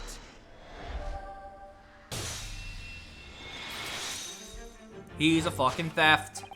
The method is revealed by the notelet on the counter to which your eyes were inadvertently drawn. Yes, the broker here follows the same procedure whenever a customer comes to redeem an article. He asks the customer for the watchword, notes down the response uttered on a note that he has to hand. Then he consults his ledger and confirms whether or not the watchword matches that of the article in question. I would expect nothing less of a diligent pawnbroker. But his diligence clearly has disadvantages. What are you talking about? It is increasingly apparent that you were present in this shop before your accusation against Miss Lestrade. Wait, I forgot the British accent, motherfucker. God damn it. in all likelihood, you followed her inside and then observed her talking to Mr. Whitabank. When the diligent broker made a note of the watchword, as is his common practice, you observed him writing the word professor on the notelet beside the ledger. And that, sir, was the master plan you devised to steal the pawned article from the young Miss Lestrade. Master plan! He loves those theatrics, doesn't he? Which brings us at last to the final chapter of this lurid scheme. Why would you go to such lengths to redeem that particular article from this pawnbroker? Are you quite serious? For an ill-fitting overcoat hardly seems to justify the effort, much less a worthless music box disc. But naturally, you had very good reason to make them yours, didn't you, Mr. Benedict? I have no idea what you're talking about. Everybody in this game has more style than they have right to, is the answer to that question. Allow me to present a rather interesting piece of evidence. You see, this picture postcard tells us all we need to— Nope. The articles we're talking about are the overcoat and the music box disc that was in one of the pockets, which according to Mr. Whitabank isn't even worth a penny, and yet this man went to such lengths to steal them. Why? I wonder if perhaps we already have the evidence we need to explain it. Could we? Really? I better have a thorough look at all the evidence we've collected so far. Yes, all one of them. So here's the disc, and whoa, yup. For McGilded. Huh. Oh, there's a little scrap of paper stuck onto the reverse side of the disc. Look. And since Mr. McGilded is dead, right.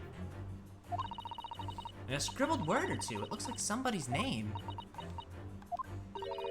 For McGilded. McGilded? It couldn't be. But it is, Mr. Naruhodo. A name I shall never forget for as long as I live. Technically, we proved him innocent, but then he died in an unrelated accident, involving the, burning of that, the burning of that, I forget what the thing is. That thing that we wheeled in, the carriage. Some sort of accident, yeah. Which, listen, I know he's an asshole, but that's still kind of fucked. Omnibus, yes, that's the name. That's why I couldn't remember it. I'm gonna call it a carriage, though. But why? Why is his name on this? The music box disc information has been updated in the court record. Alright. Take that! Take it. Bip. Yeah, he kind of got arsoned. You see, this music box disc tells us all we need to know. What's that on the back? It reads for McGill. Yep. Rest in piss. Mr. Magnus McGilded, the unfortunate philanthropist who perished in curious circumstances at the Old Bailey 2 months ago. A prominent man in London, through his loan-mongering, demonstrated a distinct lack of scruples. So, you're an associate of his, are you? Or perhaps a subordinate? Mr. McGilded was a man of unusually small stature. In fact, he was precisely the right size for that overcoat that you've squeezed yourself into. Ugh. Your true identity remains shrouded in mystery, Mr. Eggert Benedict, but the final conclusion here is crystal clear. The reason you came to this pawnbrokery today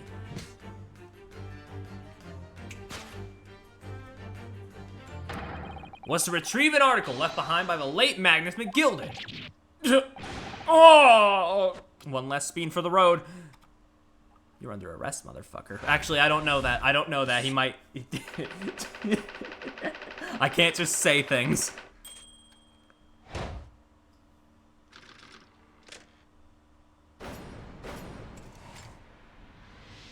Technically, nothing is wrong yet. He hasn't, gotten away with it. Well, well, Mr. Magnus McGilded. Not a name I expected to hear in these circumstances. Are these two gay? Naruhodo lives in Sholmes' attic. I'll let you decide.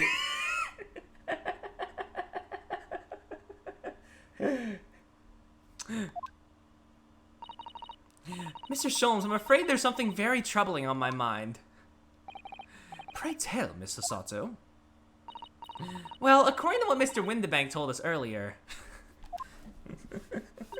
Yeah, that's pretty much a yes. Today was the final day on which the coat could have been redeemed, right? Yes, ma'am. That is correct. Today would be precisely 2 months since it was first deposited. Well, today is 15th of April, so 2 months ago today... would have been 15th February, so that's right. It's all carefully recorded in my ledger. Deposited at 10:30 p.m. I see. What? But that suggests... Yes, 15th of February is precisely the day on which the omnibus murder took place. And 10:30 in the evening is precisely the time at which the terrible events were unfolding. Suggestive is not the word. It would seem the matter is entirely beyond coincidence. You are, of course, at liberty to make whatever outlandish deductions you choose. However... Ah, fuck! I must insist you hand over the music box disc now. Ugh. It would be a terrible shame for you to return to your native land in a box. Motherfucker. What do I do? I'm prepared to die. I'm prepared to die. I am prepared to fucking die.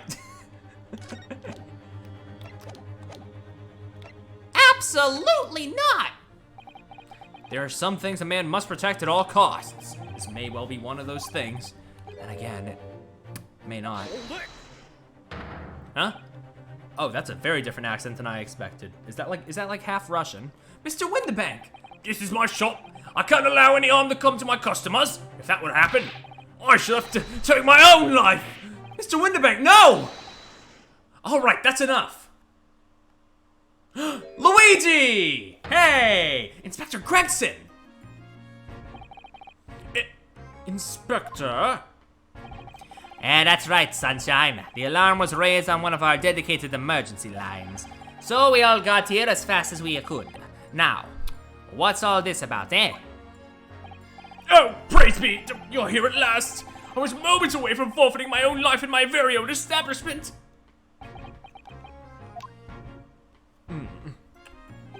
It would seem you have the upper hand.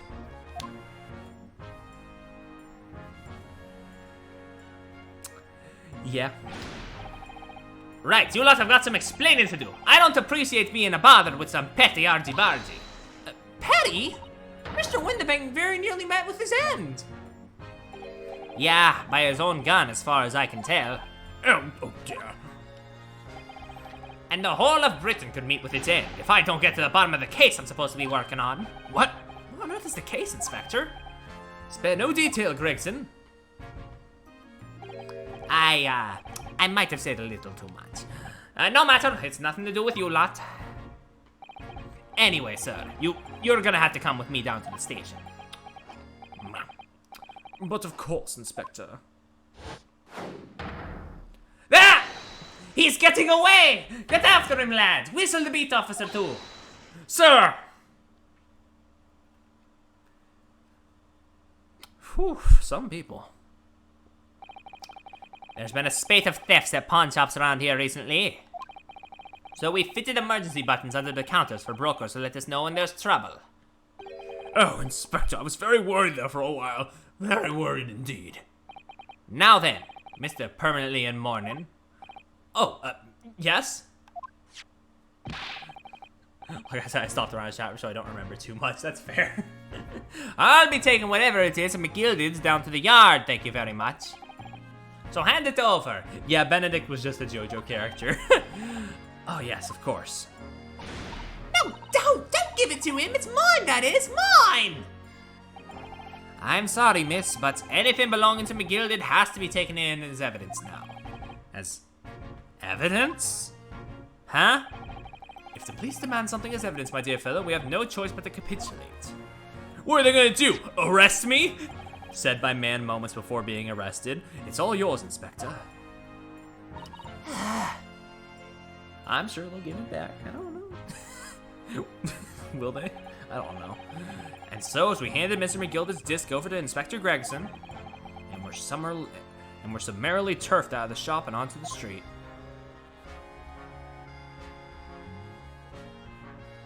Damn, that entire first part was just build up to what the hell is the case. We know virtually nothing at the moment. Cool. That was an hour, it was almost 2 hours of build up. Cool. I'm not actually complaining. I'm fine with it. I love these characters. There she is, back in her jacket. God, she is styling. See, that's why I ain't grown-ups. All they do is feed you a pack of lies and take stuff away from ya. Oh, really, Miss Lestrade? Tell me, is that overcoat keeping you warm? What? Oh my, surely you were given that. Yeah, but do you let me keep it after I looked daggers at him for long enough? He went through the pockets and then said, go on then, have it, before telling me the Scarper? British be out here making up words. Always pay off giving people a look like you ate them. I can't help feeling that it's gonna get you into serious trouble one day. What I really wanted was that nice shiny disc, mind. The music box disc? But Mr. Whitabank said it was practically worthless. I think I'm gonna go have another bash, give him a long, odd stare. I think not, Miss Lestrade. We shan't enter Whitabank's again today. What? Why not? That's not fair. It can't be helped, I'm afraid. The police are investigating the scene now and taking a statement from Mr. Whitabank. But that disc's mine. I had the ticket for this coat and it was in this coat's pocket. And there should be something else in all. That's worth this rotten cove said, ain't it? Yes, he did mention something about another article, didn't he? Well then, that's mine too. Whatever it is. Now she's really pushing her luck. Miss Lestrade, I think it's time to admit defeat. You've had your haul for the day. Yeah, and it's all your fault, Sholmes. So, what are your plans now? Will you dine with us this evening? Iris would be delighted to cook, I'm sure, and I might entertain you with a modest violin recital.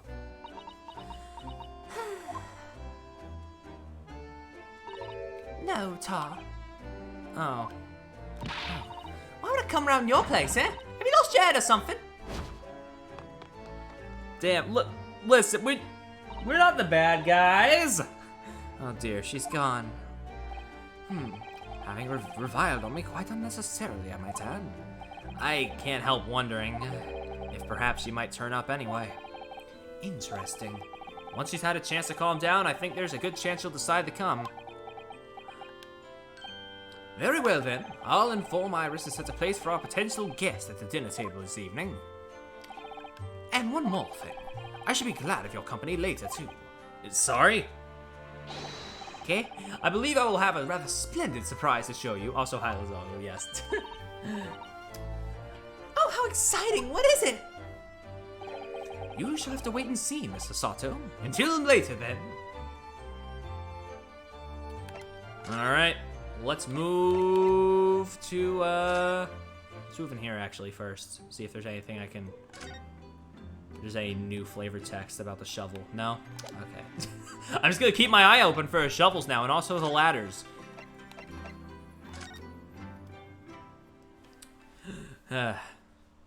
Alright. Let's walk down. Blip. Ah, Susie and Bruno! Come in! Good afternoon, Iris. Thank you so much for breakfast this morning. Oh, don't mention it. Goodness, look at the time already. Busy as always? I am. I'm preparing everything for dinner this evening. Already? You're obviously cooking something special, are you? Oh yes, after all, we have a special guest joining us. Guess who it is? Go on. You'll never guess. Look at those little eyes of hers shining.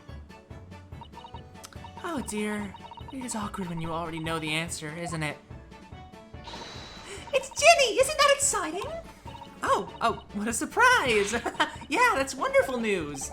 Wow, Iris seems overjoyed at the idea. I can't can't wait to learn some pickpocketing tips from a real professional.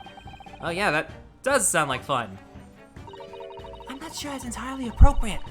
Are you Mr. Naruhodo? By the way, Iris, what's Mr. Sholmes up to? Hurley? Oh, he's been like that ever since he got back. Hello, Mr. Sholmes.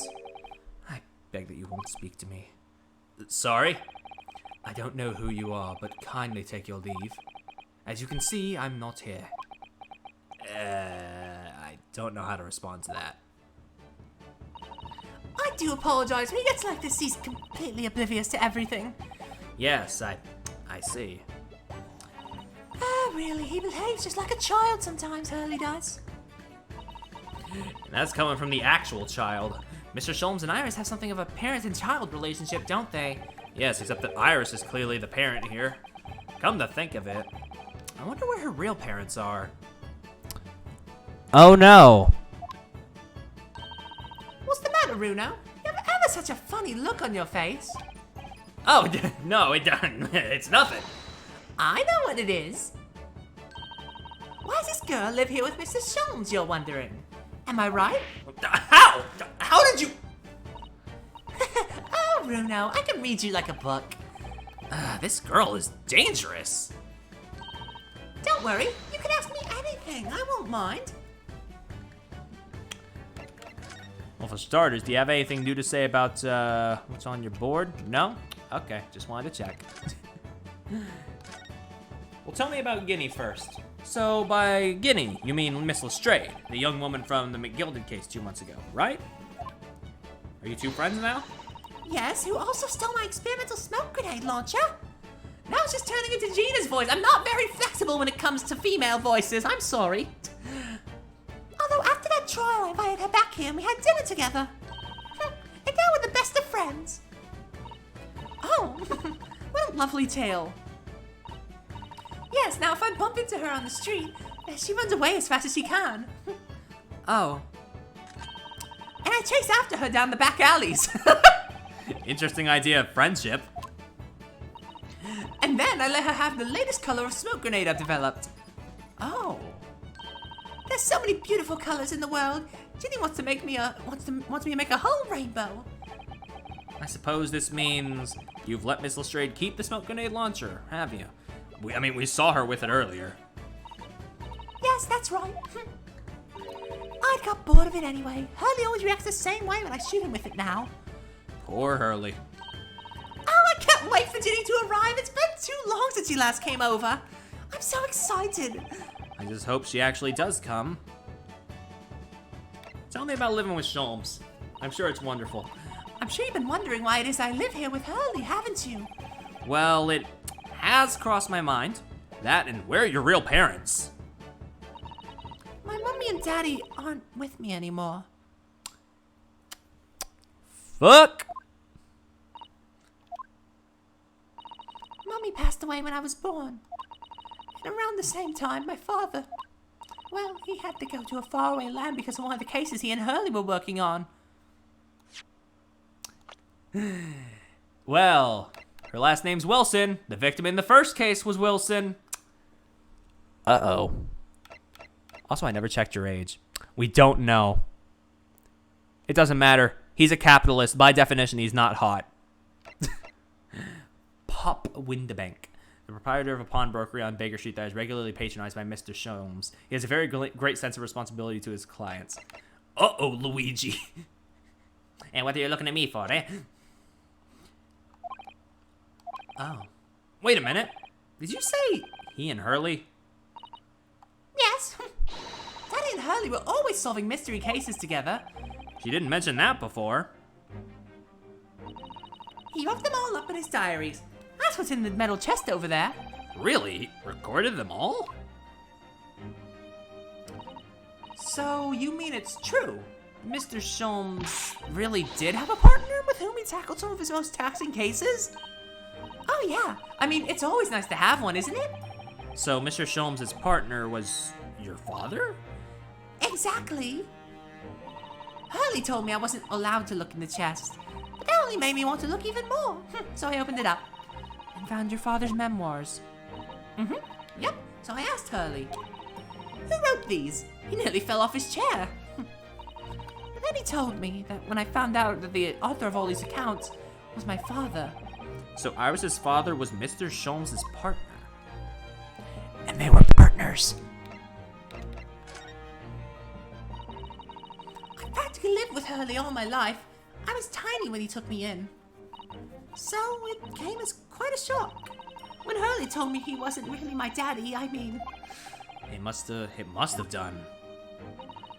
I wonder why Mr. Sholmes chose to tell you, and at such a young age. Hurley says it's because he wouldn't have been able to hide it from me. Oh? Well, having lived with Hurley all these years, you might say that his ways have rubbed off on me. There's some things I can just see. Especially lies. I almost always know when people are lying before they before they open their mouths. Right. Anyway, I was so fascinated when I read Daddy's diaries. If I speak, I shrivel up and die. Mood. That's what inspired me to write The Adventures of Herlock Sholmes, actually. I'd always assumed Mr. Sholmes simply told you all those thrilling stories. Oh no, Hurley's hopeless like that. He forgets everything. As soon as he solved the case, it all but vanishes from his mind. Oh, I see. The other day was so embarrassing. As usual, he totally forgot about the case he just solved. So the very next day, he gathered together all the people involved and proceeded to solve the case again. It was quite a shock for everyone. You can say that again. You share your father's surname, don't you, Iris? That's right, Wilson. Daddy is Dr. John H. Wilson. There it is. Fuck. How do we tell her? I learned from his diaries that he's a doctor of medicine, you see. That's what prompted me to study and study so I could earn a doctorate as well. Iris's father, who went to some distant land, is a doctor by the name of John H. Wilson. Yeah, come on, Ryunosuke, put it together.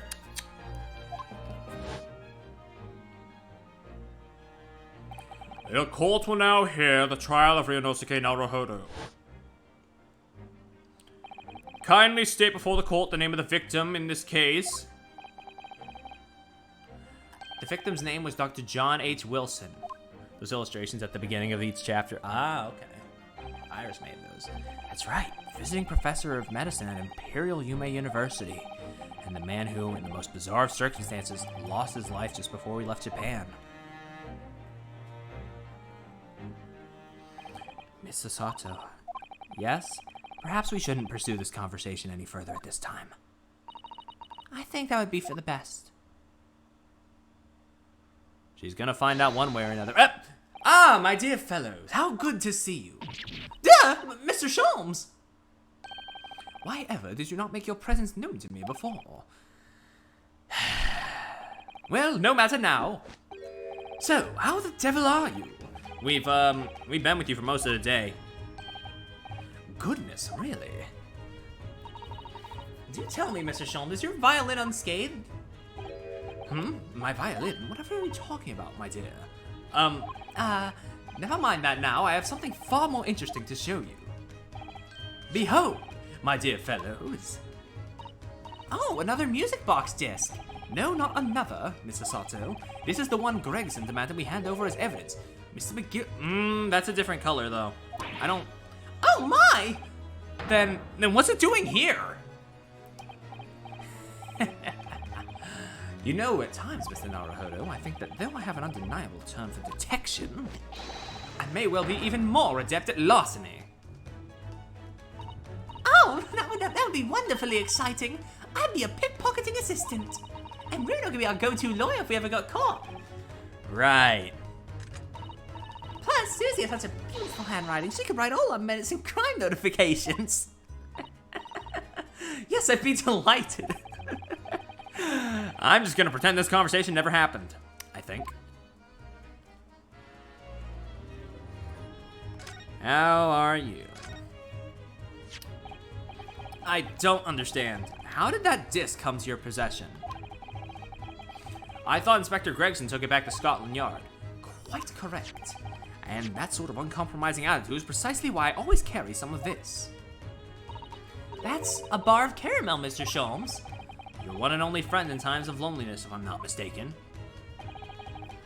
If you'll humor me, my dear fellows, cast your minds back to when the good detective confiscated the disc. I'll be taking that, whatever it is, of Mr. McGill is down to the yard, thank you very much. So hand it over. Oh yeah, of course. If the police demand something as evidence, my dear fellow, we have no choice but to capitulate. If it's all yours, Inspector. For the briefest of moments, I had a disc in my hand, did I not? Yeah, you did, but I still don't understand. It was at precisely that moment that I summoned my one and only friend into action. I pressed the disc into a pair of bars, like this. That's amazing. The disc and the minuscule protrusions have made an image in the caramel. Oh, so you gave him like a caramel. Oh, okay. Indeed, this caramel is quite exceptional. I developed it myself, you know. So that...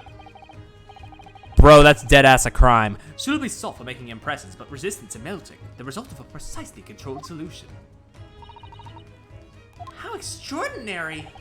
Carrying a pair of these on one's person frequently proves very useful indeed. Whoop. Take a house key, for example. A simple press in its unique form is duplicated. Give evidence because it's illegal. Immediately commits a crime. That's our Herlock. I can enter anyone's property at will, and never without high sucrose nourishment. Jesus, buddy, chill. Holy shit. Yeah, it sounds illegal. From the image, I was able to create this. I confess I was most curious to know what manner of music would issue from the disc when played. God, Holmes is the best detective since Gumshoe. Do tell us then, Mr. Sholmes, what music does this disc play? Well, unfortunately, I have no idea. No idea? None whatsoever. Are you familiar with the workings of a music box, my dear fellows? No, I'm afraid not. Goodness, you don't know, Bruno?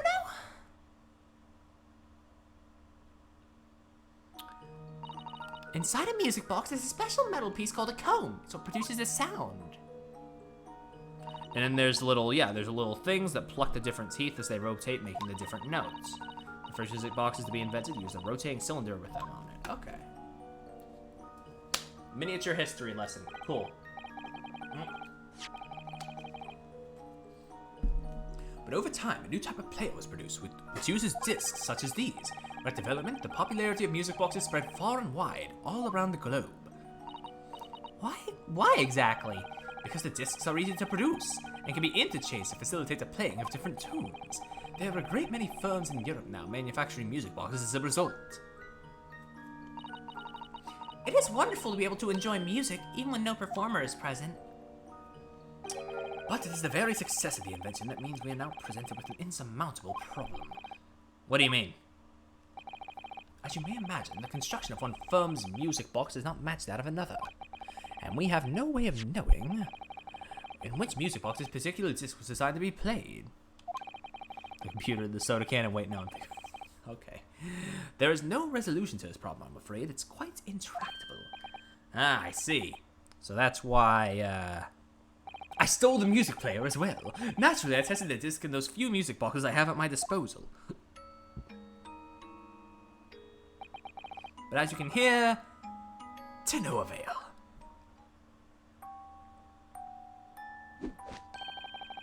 The results were equally unsatisfactory in this one. So, I am presently engaged in acquiring an example of all the music boxes ever made in Europe. buddy, pick your battles, please. Every single one? That's early for you. Always taking things too far. But, my dear girl, an unsolved riddle is quite repugnant to my constitution. But surely all the different types in Europe will amount to a huge volume of music boxes, won't it? Yes, that is certainly true. In the worst case, I shall just have to ask you to vacate the attic room. What? Alright, tell us what the deal is with Magnus. Magnus McGilded, not a name I expected to hear again so soon. Yes, it's only been 2 months since that grisly case.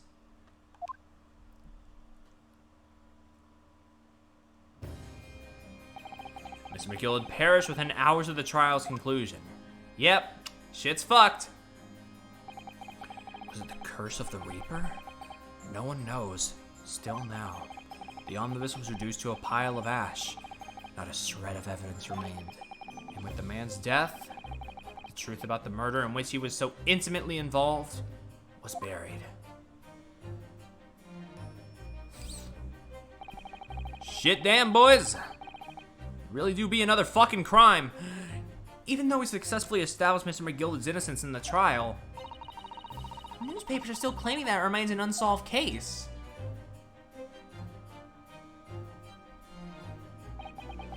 the murder of the brickmaker, Mr. Thrice-Fired Mason. Ah, these blokes. In the end, the truth of the matter remains a mystery. We still have no idea what really happened that night. And although Mr. McGilded was found not guilty through my defense, I still don't know if that was the right judgment or not.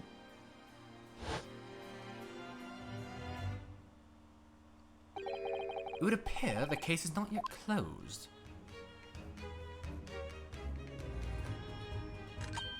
Well, it's time I started getting things ready for dinner, I think. Ginny will be here before long. Thank you, Iris. Oh, well, you must let me help you then. Of course, Susie. There's plenty to do. I think I shall investigate the condition of my faithful performing partner. Now then, where did I leave it? Let this be a lesson to you, Mr. Sholmes. Never leave anything too precious with the pawnbroker. Yes, you may be right. Oh, that reminds me of something Mr. Whitabank said before. He said that he had a manuscript of Iris's in pawn, didn't he? Did he? Yeah, he definitely mentioned it. Mr. Sholmes' latest tale of otherworldly mystery lies dormant in my storeroom, were his words, I believe. So you heard about that, did you? I expected you were as incensed as I was. Oh yes, the idea of such a wonderful story languishing in Mr. Whitabank's storeroom gathering dust. My dear madam, I'm quite sure I told you already. The pawnbroker's storeroom is the safest place for it, more secure than a bank's vault. And what about your Stradivarius, Hurley? Was that safe and secure? Well, there may be the occasional mix-up, caused by a certain impetuous someone not too far from me now. Do you have any idea how long it took me to write that Baskerville story, Hurley? Oh, it sounds so exciting, The Hound of the Baskervilles. I should love to read it. Eh? Why y'all staring at me? Or us, I guess. Ah! What's going on here? Why does it feel like an icy chill just swept through the room? Susie, what did you just say? You said The Hound of the Baskervilles. But how could you know the full title? Well, that's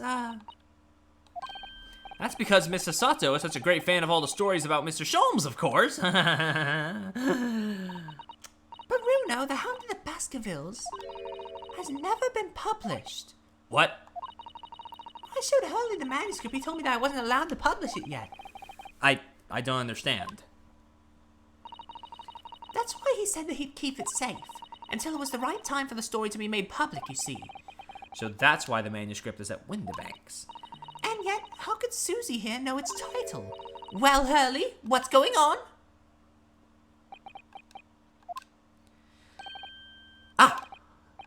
What is it, Mr. Sholmes?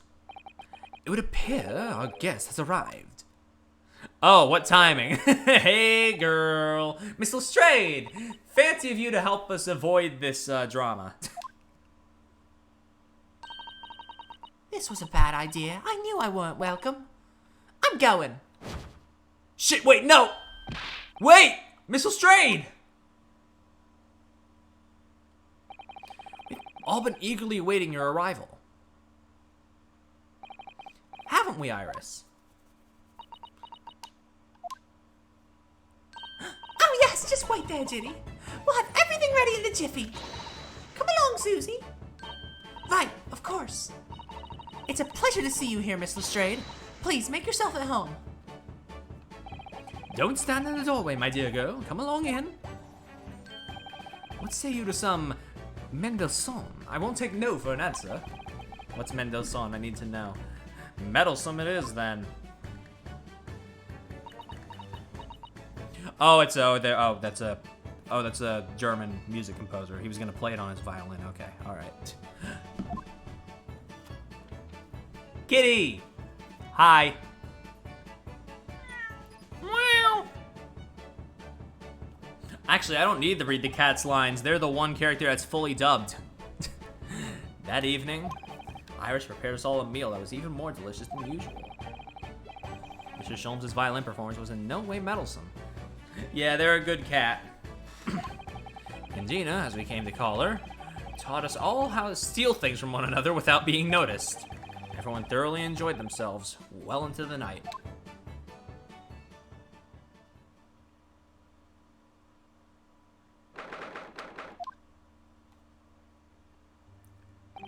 That was a very enjoyable evening, wasn't it? Oop. Oh yes, Iris's cooking was truly divine. And I feel as though I can still hear the enchanting strains of Mr. Sholmes' violin even now. Best of all, I bet I could steal the glasses from his lordship's face next time we're in court. Not that I would. Not that I would commit crime in court. Naruhodo-san, could I consult with you about something, I wonder? What's the matter, Susato-san? It's about the telegram I received. Ah, the one that arrived first thing this morning, I suppose. I've been summoned. What? Summoned? What do you mean? The telegram was from the Lord Chief Justice's office. Lord Strongheart has asked to see me. The Lord Chief Justice himself? That fucking beefy, brawny, delicious, no, I'm going too far. When? Tomorrow morning. What? Then we have to start preparing at once. Oh, no, that won't be necessary, Naruhodo-san. I've been summoned alone. Alone? What on earth for? I have no idea. I suppose I shall find out tomorrow. What's all this about? Whatever it is, it's making me feel very uneasy. Knock, knock. Oh, who could that be, I wonder? Good evening, friends. Ah, Iris. Hello again. Blip. And Gina, too. Yes, Ginny's going to stay with us tonight. Isn't that right, Ginny? Well, yeah. How lovely. Let me make a pot of tea.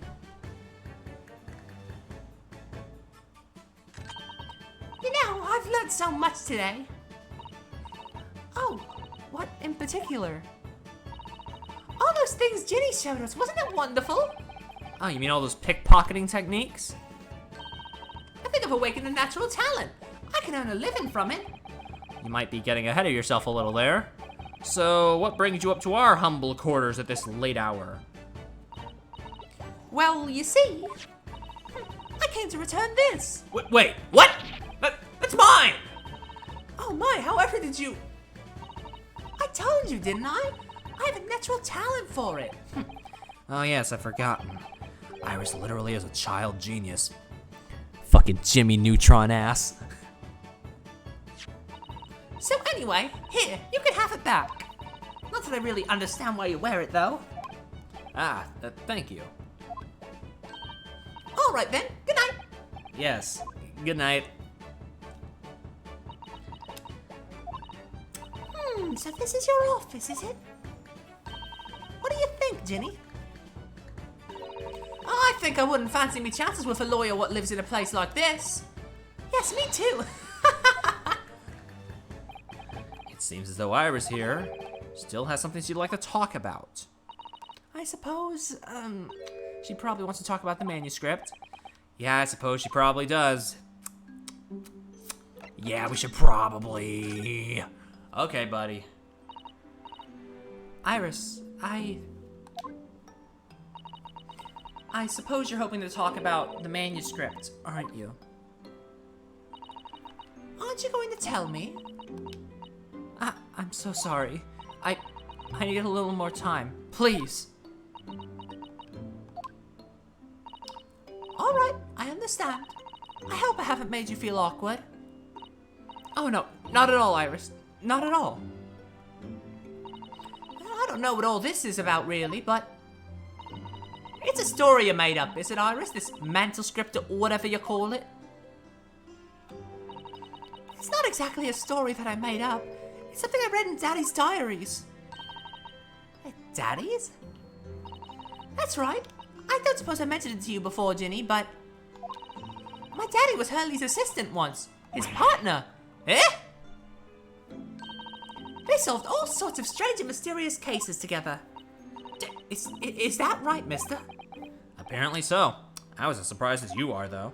And Daddy wrote all the details of every single case down, you see, in his diaries. So I study them and write my stories based on what actually happened. So, where's your old man now, then? He had to go away on urgent business to a faraway land, and he'll be gone a very long time. Fuck, ow. Look, I feel like we should just tell her. So I've never really met him. Oh, right. Come to think of it, I don't know anything about Gina's parents either. Perhaps you should ask her. Not one, but two! Two orphans! Perhaps. Iris, this Hound of the Baskerville story. I take it that it's another tale inspired by your father's accounts? That's right, I thought it was fascinating. But it's different somehow, from the other cases, I mean. Oh? How? I don't really know, but it must be special in some way. Because after I'd written it and I'd showed the manuscript to Hurley, he turned as white as a sheet. It was the first time I've ever seen him like that. It pains me to have said this after you toiled over it for so long, Iris, but the story must not be published at this time, under any circumstances. But why not? It's one of my best works! I'm not at liberty to say, not now, so please, do not ask me. All right then, I won't. I do solemnly swear that I will explain everything one day, Iris, when the time is right.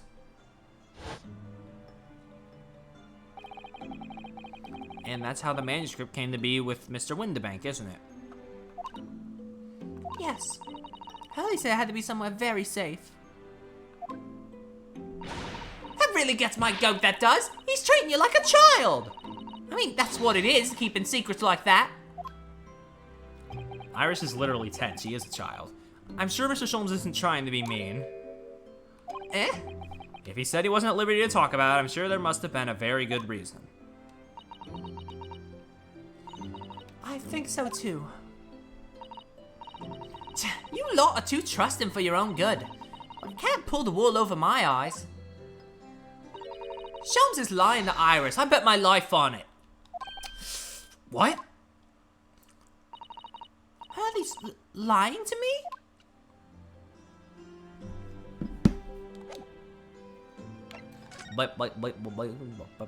Oh, new shovel dialogue. Runa, what are you doing? Look, I'm not gonna steal nothing, alright? It's all junk anyway. Charming. I suppose we should engage our guests in conversation, really. Fair enough. Fair enough. Blip. Your parents. But that's Sholmes' lie, isn't it? I've realized I don't know anything about your parents, Gina. I haven't got any, have I? Never did have. Oh. Bitch, then how were you born? I know what she means. I know what she means. Look, the East End's full of orphans like me, okay? No one wants nothing to do with us from the minute we're born, not even our mums. But we all stick together. The older ones look after the little ones and make sure they get by. So that's why you're a pickpocket. Nah, diving's my life. I love it. I get a kick out of it every time I lift some pompous idiot's purse. I like that motivation. Good. It all started on the day of my birth. Both of my parents failed to show up. And that's how we all afford to eat. I'm like Robin Hood, ain't I? That's how I see it. Oh, Gina. I do think about it sometimes. I mean, what it'd be like to have parents, I always thought it'd make everything right. But I haven't listened to what Iris just said. It sounds like having parents ain't always easy either. Oh. I mean, if you know you never had them, you don't feel like you're always wanting to meet them. It's true. I do want to see Daddy so much. Oh, Iris. Alright, let's explain Sholmes' lie. Gina, what did you mean when you said that you know Mr. Sholmes is lying to Iris? Well, he reckons he popped that mantle script or whatever, right? But come on, that's obviously a load of rubbish. Oh my, why would you think that, Gina? It's simple. If that story really was in old Whitabank storeroom, there's no way someone from halfway around the world, in other words, you, could know about it. Ah.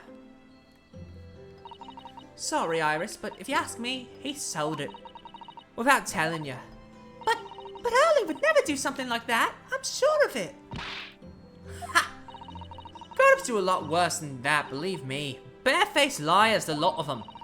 You just ain't realised it yet. I'm telling you, that mantle script ain't at Whitabank's. You'd soon see if you had a look. Even if you think you can trust him, I don't. That Sholmes a liar like the rest of them. I mean, fuck. If I'm honest, I have wondered if Hurley's telling me the truth sometimes. See? Oh, but I don't mean that I think he sold it. I mean that I sometimes wonder if he might have hidden my manuscript somewhere. Somewhere I don't know. Even though it's wrong of me to doubt him. Don't be too hard on yourself, Iris.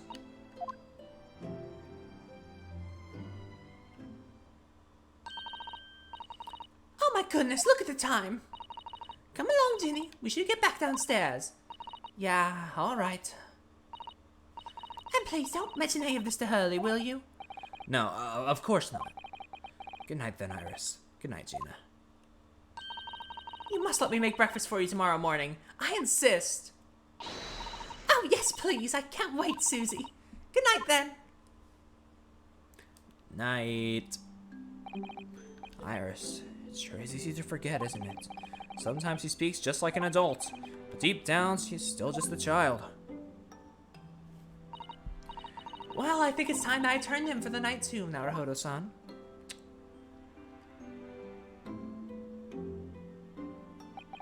Dr. John H. Wilson, Iris's father, but also the name of the murdered visiting professor.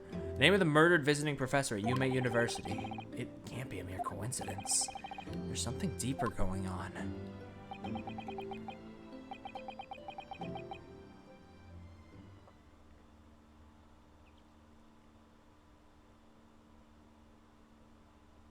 Mr. Naruhodo. Mr. Naruhodo. That voice. That's Mr. Sholmes. Oh, Mr. Naruhodo. bruh, I'm trying to sleep. What's going on? It's the middle of the night. It's Miss Lestrade. She's gone. Gina? She was supposed to be sleeping in Iris's room, but her bed is empty. Well, she's an independent young woman. She probably decided to go home, no? I think not. From speaking to her before she retired, I received the distinct impression that she was looking forward to breakfasting with Mrs. Sato. No, I don't believe the girl has gone home, but I've been waiting over an hour now. Over an hour? Oh. If you'll indulge me, look out of the window, my dear fellow. What's this about? Let me just wipe my eyes a little. Wait a minute. Why is there a light on at this time of night? That's Mr. Whitabank's pawnbrokery. Mr. Whitabank's... Oh no! It's simple. If that story really was an old Whitabank storeroom, there's no way someone from halfway around the world, in other words, you, could know about it. Sorry, Iris, but if you ask me, he sold it. Without telling you. Fuck. Could Gina have gone... It seems you have some knowledge of the situation, Mr. Naruto. Sorry? Oh, no, not really. Well, anyway, we must investigate. At once! Oh, Mr. Sato.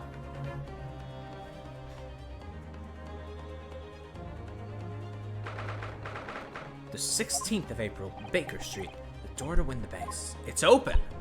And the lamp is burning. It must be Gina. Mustn't it? Let us hope it's nothing more sinister. What? Come, there's not a moment to lose.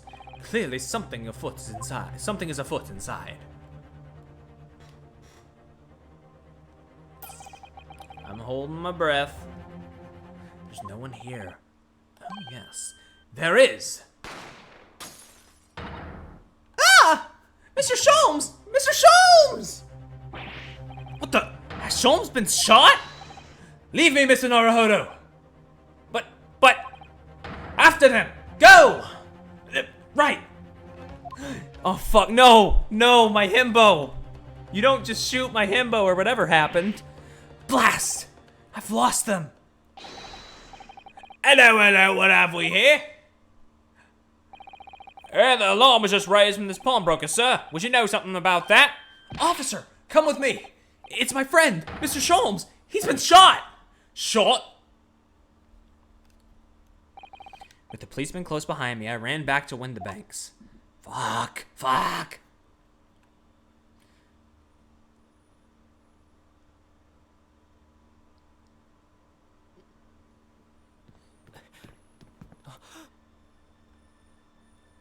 Oh shit. Mr. Sholmes! Mr. Naruto. Oh How fuck. bad is it? Never mind me, but there's much at stake. Behind that door. In the storeroom. Oh shit. Hurry!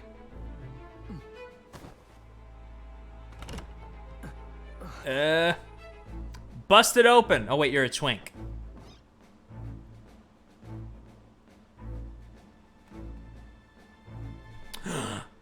No! Not him. He was just trying to live his life. Oh shit. It's Gina! Oh god, who's dead? Who's alive? Who's knocked out? Who's injured? Oh god, oh fuck. Jesus Christ. Oh, I've half a mind to I've half a mind to be a fucking asshole and cut it right here. We are at almost 3 hours. Ooh.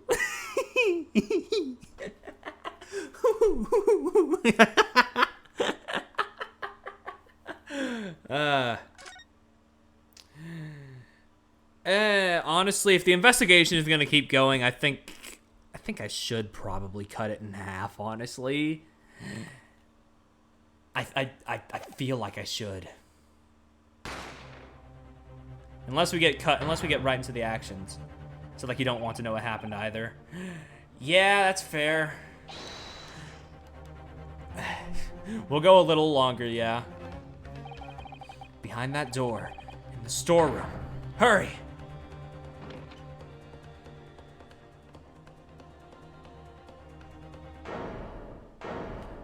Oh, she had the pistol. And the other guy was shot. Oh, no. Oh, fuck. It's Gina!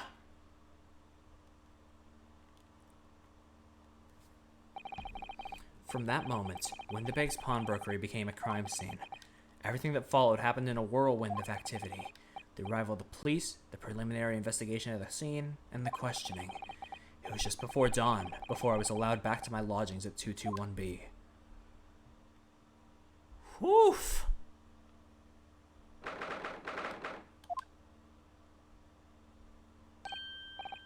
Oh, Iris. A telegram came, but all it said was wait at home. Oh, yes, we asked one of the policemen to have it sent. It was simply impossible to come back. When I woke up, I was all alone. Hurley and Ginny were gone. Everyone was gone. What happened, Bruno? Poor Iris, she's trembling.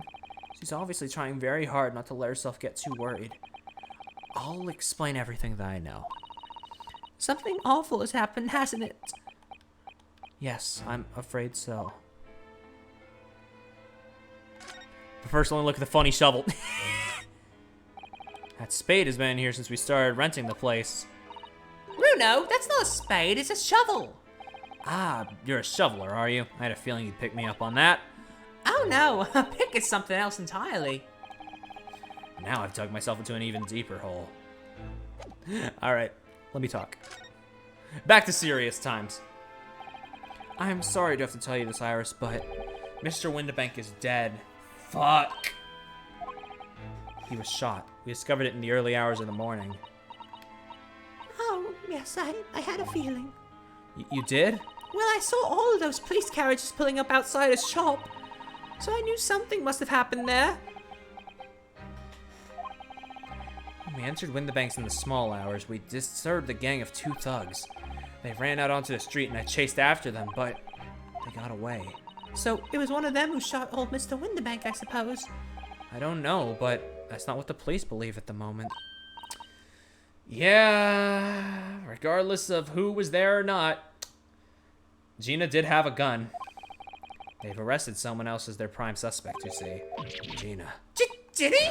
But why? Well, the thing is...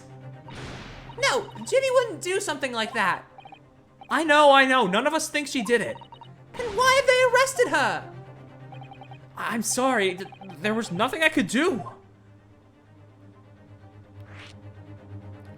Real quick. So where's Hurley then? Is he still there investigating the scene? He really ought to have some breakfast. It's not good for him to miss meals. I don't want you to worry, Iris, but I have some news about Mr. Sholmes. God, it's just back to back with this for her. He was taken to the hospital this morning. What? Well, when we entered Whitabank's, a gun was fired, and he took a bullet. Hurley? Was shot? No. It's all right. His life isn't in danger. Really? Are you sure? Where is he? Which hospital? He's at St. Sinner's. They're tending to him there. I must see him at once. I'm sorry, Iris, but you can't. Why not? That's not fair. I'm a family member. I should be allowed. No, I mean, nobody can see him at the moment. He's not allowed any visitors. They're preparing to operate, you see. Oh, fuck. To operate? Oh, poor Hurley. There's the 2 thugs who were in Mr. Whitabank's shop. They shot Mr. Sholmes when we disturbed them, you see. It was pitch black inside the shop at the time. My mind went totally blank, I'm afraid. I just froze. After them! Go! After that, I ran out into the street, but... well, they were long gone. I shouldn't have hesitated. I'm so sorry. It's my fault. I let them get away. I think that's a very good thing. Sorry? Well, if you'd seen which way they went and chased after them, you might have been shot as well, Bruno. True. On top of everything else, I couldn't bear that. Oh, Iris. Now what's up with Sasato? Where's Susie, Bruno? She's still at the police station. Oh, why? I expect she's still being questioned. The police said they wouldn't be finished for a while. Why aren't you there then? Well, I didn't get a good look at the criminals anyway, so they weren't questioning me for long. And Mrs. Sato stayed behind at the scene to attend to Mr. Sholmes, so they didn't get started until later. God bless Sasato's heart. I see. Besides, One of us had to come back to be with Iris. I'm glad Inspector Gregson agreed to me leaving early. You should have let me know and I would have come to the station. Fuck. I don't understand why they arrested Ginny. It's not fair. What about the 2 thugs that were at the scene? Why aren't they the prime suspects? After all, they shot Hurley dead, didn't they? No. I mean, Mr. Sholmes isn't dead, Iris. This is all so horrible. The thing is, Mr. Whitabank was found on the floor in the storeroom where he keeps all deposited articles. And the storeroom door was locked from the inside. I see. But he wasn't alone in there. Gina was found next to him on the floor as well. Oh no! According to the detectives who investigated afterwards. Don't tell me. There was no one else in the room? Yes, exactly. How did you know? It's the only explanation. Yeah, the only explanation indeed. What do you mean by that, Runo? Well? What can I say? I'm damned if I agree, damned if I don't. I'm afraid I'll need to go out again now, Iris. There's not much I can do at the moment, but I can at least try and find out how Mr. Sholmes and Gina are getting on. I want to go too. Take me with you, Runo. I just can't stand around here waiting. I'm not sure how I feel about taking a 10-year-old child to the scene of a murder, but I don't want to leave her all alone here either. All right then, Iris. Perhaps you can help me? Oh yes, I'd love to. Gina's at the prison. Mr. Sholmes is probably in his hospital bed. And don't forget, we have to visit the crime scene. We're gonna conduct a thorough investigation. I can see you're ready for action. I imagine Iris would appreciate going to the hospital sooner rather than later. All right, let's take her there then. A new location has been added. Well, first I want to see, since it's changed every time, what is Iris's blackboard idea of the day? This is where you note down ideas, isn't it, Iris? Let's see, what does it say today? Ah, the Boscombe Valley Mystery. We visited Boscombe Valley recently for a picnic, you see, but I forgot to bring the tea. So when Hurley became thirsty, he decided to drink from Boscombe Pool. He gave himself an awful tummy ache. Oh dear. Don't worry, Rhinosticate, your ancestors will also take children to crime scenes. Yep! Hurley sat there miserable as can be in that field of flowers after that, just like when you saw him yesterday.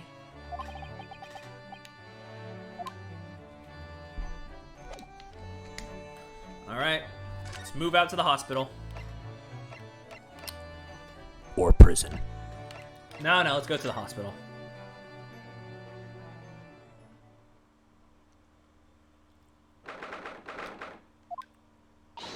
Hurley! Oh! He's not here! No, that's strange. The nurse definitely said he was in the bed by the window, didn't she? Oh, I know what's probably happened. Hurley was being a big baby and the bullet wound wasn't that bad after all, so he's been sent home. I'm not so sure about that. Baby or not, there's no question that it was a fairly serious injury that Mr. Sholmes suffered. Oh. Hello, what have we here? This ward is off limits, no visiting, so what are you doing in here, eh? Well, I'll have you know, we're Hurley's next of kin. Eh? Oh, we're begging your pardon then, ma'am. Sorry. A little lady and a curious Eastern gentleman. Quite Mr. yourself as a mysterious family, eh? If that's how you see us, sure. Where is he, Constable? Where's Hurley? I believe he's currently in the operating theatre, ma'am. Undergoing an extensive operation. Extensive? It's been several hours since he went in. Oh dear, is he going to be alright? Well, it doesn't appear to be working, you see. The anesthetic, that is. Oh, that's gotta suck. Oh, fuck. Jesus. Oh! I've heard a report that the gentleman claims he may have had a little too much to drink last night. Coffee, that is. Anyway, I think it would be fair to assume they won't be back here for several hours yet. I see. Thank you, Constable. Perhaps you should leave and come back later. Oh, poor Hurley. Shit, that sucks. Let's go to prison. I mean, hey, I'll take coffee over taking obvious wine and labeling it as grape juice. It kind of makes sense, I guess. But yes, I know it's like a censorship thing for some reason. Hey, girl. Listen, we know you didn't do it. We're here to help. Hello, Gina. Why did they let you keep your weapons in your prison cell?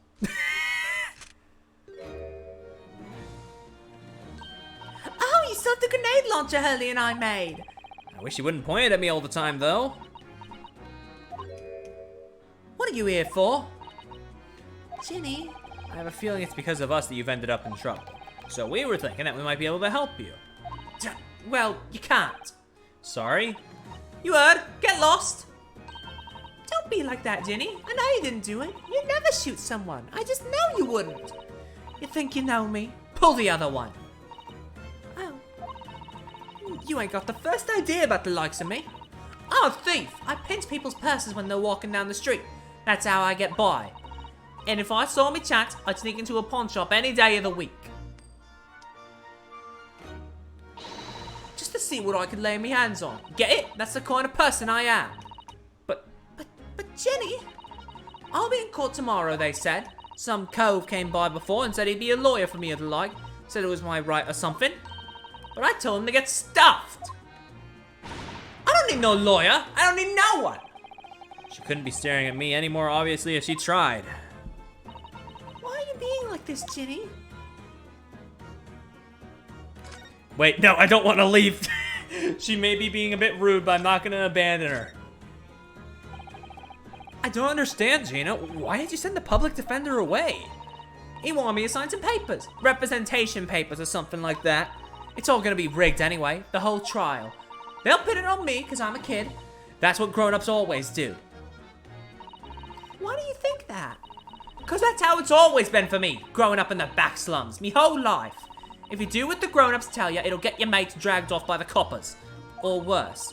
I've had it happen to me before and all. Been sold out and nearly snaffled on the back of it.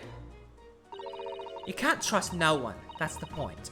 As soon as you do, you're gone to grass. Dead. Gina, listen. If you like, in tomorrow's trial, I could forget it. Jenny? Don't you trust Bruno? Nah, I don't. Look, I'll ask you nicely now. Just leave me alone. That's not a question, honey. Will you tell us what happened, Gina? Last night at the pawnbroker's. There's nothing to tell. I figured he'd pay me, so I broke into the place and started going through the storeroom. But the old bloke walked in on me and, you know the rest. But why, Ginny? Why would you do that? Ain't it obvious? The palace? That ain't no palace. The place is full of stuff I could sell for a shilling or two. Diving ain't easy, you know. It's a lot of work, and half the time you don't even get nothing. Is that really why you broke into the place? What? Are you sure the true reason wasn't something else? Oh, give it a rest! What'd be the point anyway, eh? Nothing I could say would make a blind bit of difference. Please tell us, Ginny. We'll believe you, whatever it is. Believe me? Don't be daft. You can't believe nothing. Everyone lies all the time. And you know what? When it comes to liars, I'm the biggest of the lot. I've told some unforgivable lies, I have. Well, what do you mean by that? What unforgivable lies? Aw, shit. What did you mean before, Gina, when you said you were the biggest liar of the lot? Why don't you tell us what these unforgivable lies you told are? Sorry. We're out of time. They're gonna want to question me now. Ginny, please. Oh, yeah. I wanted to give you this. Something to remember me by. A cat picture. Look at that little kitty. A photographic print of a really adorable cat. I found it in one of the pockets of this coat. Ain't no point in me having it. a little photograph like that was doing in the pocket of that overcoat? Anyway, don't bother coming again. Bye. Oh, Jimmy. Damn, just let us help you, girl. You're giving me some serious Edgeworth vibes here, being all standoffish. Just cooperate. I understand, but like, come on. Ah, jeez. Alright, can I take a look at that actually? It is a cute cat. Look at the back of this print here. There's something written on it. 13th of February, 9 p.m., one small box, 10 shillings. 13th of April, redemption deadline, 13th of April, 9 p.m. Okay. So this photographic print is a redemption ticket. 13th of February? That could be significant. It was just 2 days before the murder on the omnibus, wasn't it? A small box, that doesn't tell us much about it, does it? Bruno, if Mr. McGilden still had the ticket, then presumably he'd never redeemed the article. So you think the box might still be present somewhere in the shop? Ah, yeah. If it's something Mr. McGilden deposited, we need to investigate.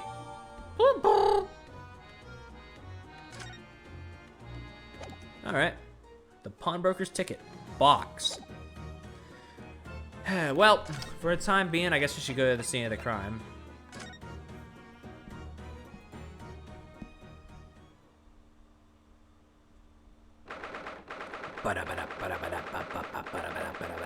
Hey, Bobby. Oh, wait, yeah, they're called Bobby. I should give one of them the Bobby Hill voice. This is where it happened then, last night. That's right. The 2 thugs I told you about were obviously ransacking the place, looking for valuables. But apart from the policemen in here, you wouldn't know anything had happened. There's no sign of a disturbance. I mean, I see some cracked glass on the floor. No, you're right about that, actually. In fact, if anyone, it's the police who seem to be the ones doing the ransacking. I know what you mean. They're like a gang of organized criminals all dressed in black. Yo, Ryunosuke saying all cops are bastards? Oi, I heard that! Just taking a guess. Hey, I was right. Hey, Luigi. Oh, Inspector. Good morning. I suppose I have to thank you for your vigilance last night. We got to the scene of the crime before it was disturbed, at least. Shame you let the 2 rogues get away, mind. Yes, I'm sorry about that. I thought you'd assigned extra men to the beat around here, Gregsy. Now look what's happened. Hurley's been injured because there weren't enough police on duty. Your ladyship! Oh my god! No one told me you were coming. I expect you to take full responsibility for what happened to Hurley and see he has the very best medical care.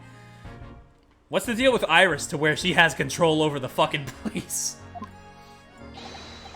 Of course, your ladyship. The very best doctors in the capital are tending to him as we speak. And I don't think it's Runo's fault that the rogues managed to get away, is it? Chasing criminals is the police's job. Absolutely, your ladyship. As you say, ma'am, as you say. Put your hat back on right now. Please, God. Thank you. The gent in black is totally blameless. Everyone's in agreement about that. Would you believe it? He's like a completely different person with Iris. Talk about a personality change. Where are we manners? Are you thirsty, your ladyship? Perhaps you like some juice. Some nice, refreshing fruit juice. Oh, why? Are you thirsty, Gregsy? I saw my special herbal tea with me, if you'd like some.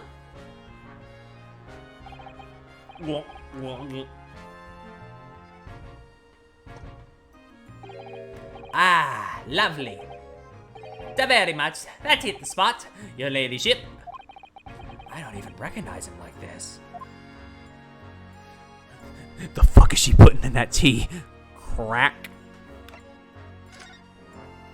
Alright, tell me about everything. So how's the investigation going, Inspector? Nothing to it, really. Very simple case. There's some very definitive evidence. We're just about to charge that diver we arrested last night, in fact. Gina? You're gonna charge her? Do all Londoners just have a cup and sauce? Yes. That's right. She should be able to bring her before the judge at the Bailey tomorrow. Definitive evidence, you say? What is it? Come on, show me. Your ladyship, as much as I wish I could oblige you, I'm afraid... I see. You've already captured the pair of thugs who broke in here last night, have you? What the?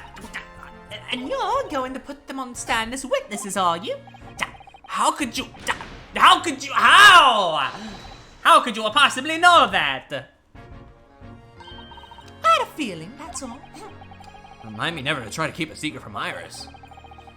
So you arrested the two men who shot Mr. Sholmes, have you? Well, yes, they were rounded up pretty quickly by the lads on the beat. And Miss Lestrade is being held at the prison. She should be. That's assuming she hasn't lifted the key from the jailer, of course. Bruh. Can you tell us anything about Mr. Sholmes? What's his condition? Sorry, I'm not at liberty to divulge that information. Scotland Yard matters are strictly confidential. Well, I know he's being operated on at St. Sinner's. Why can't I see him? I'm family, you know. I'm terribly sorry, your ladyship. It's the hospital's policy. No visiting at all. Ever. Period. Never. They can never leave. Oh! The bullet must have hit an artery in his midriff. Ooh, Jesus. He's lost a fair bit of blood. Though you didn't see any of it in the cutscene. Oh, no. He didn't seem too bad in the first hour or so, but hemorrhage like that is enough to make even the one and only Sholmes pipe down. Mr. Sholmes is a human like the rest. Mr. Sholmes is a human like the rest of us, you know. Well, anyway, he's having emergency surgery right now. They've got to stop that bleeding. But he will be all right, won't he? They'll be able to make him better. Of course, your ladyship. He'll be right as rain before you know it. Really? How do you know? Eh? How do I know? Well, because, of course, yes, because Mr. Sholmes is such a great detective. That's why. We better pray the doctors have a better grasp of what's needed to make someone well again. Oh, dear. Please don't die, Hurley. I'll report to your ladyship the moment I hear he's out of the operating theater. Tell me about this ladyship bullshit. I couldn't help noticing, Inspector. What? Out with it, sunshine. Well, there seemed to be a marked difference between the way you talk to me and Iris. What's the sauce, Sonny? I'm a copper and we don't go in for favoritism. You sure about that? But he's right, you do treat us differently. It's because of those Adventures of Herlock Sholmes stories, that's why. Oh. I crop up in them, don't I? Inspector Tobias Gregson. Oh, well, yes, because you're an acquaintance of Hurley's. Why'd you write about the Inspector, Iris? I mean, what did you write about the Inspector, Iris? Fuck, my voice, it went up like 2 octaves, Jesus. I don't remember, really. It was one of Sholmes' lines. Gregson is the smartest of the Scotland Yarders, is how he put it. Oh, did I write that? And you know what the one line did for me? Eh? The very next month, my pay doubled. Doubled, I tell you. Oh. That's amazing. All because everyone at the yard reads them. They read all the Herlock Sholmes stories. They've even set up a fan club for me. Luigi. Of course, that explains everything. It was around that time you became such a toady to me.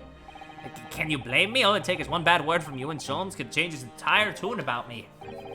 Gregson? No. The great detective will say he's getting quite overrated these days. Think what would happen to my salary if that came out in print, eh? The whole thing gives me the willies.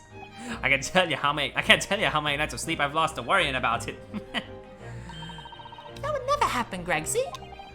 Every month when the new Rants magazine comes out, my hands are trembling as I turn the pages.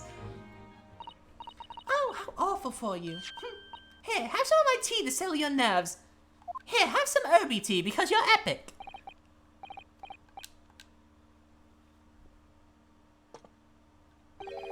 Ah, lovely. Not very much. I've really hit the spot, your ladyship. Teetotal.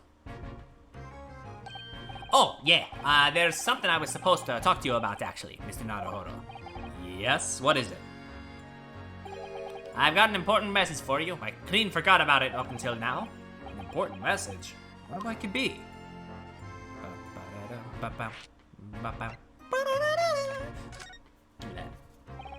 Are you going to tell me what this important message is then, Inspector?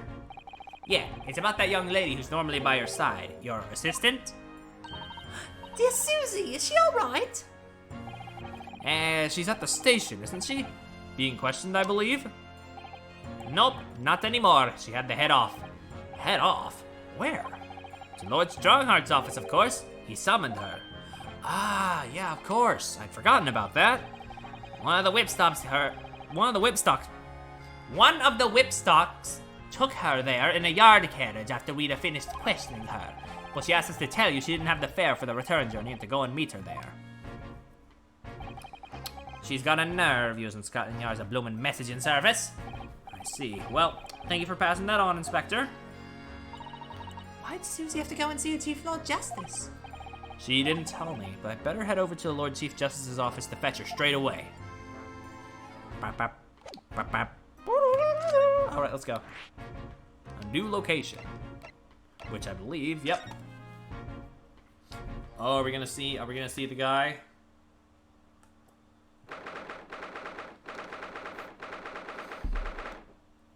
Lord Chief Justice's office. Yes. No matter how many times I come here, I always get the same sense of oppressiveness somehow.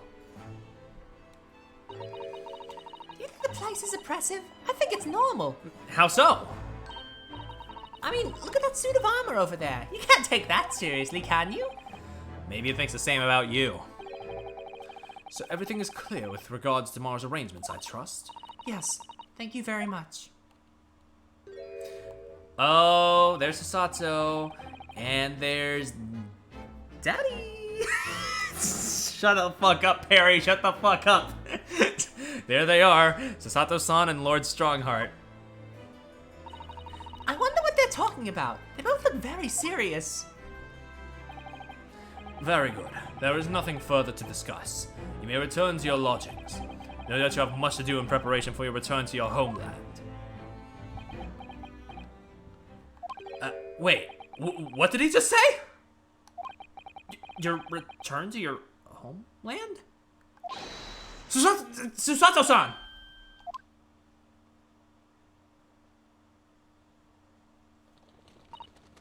Oh, Mr. Naruhodo. What was all that about? Ah, Mr. Naruhodo. Thank you for coming to collect your colleague. What's all this about? Why were you talking about Miss Sasato's return to her homeland? And tomorrow?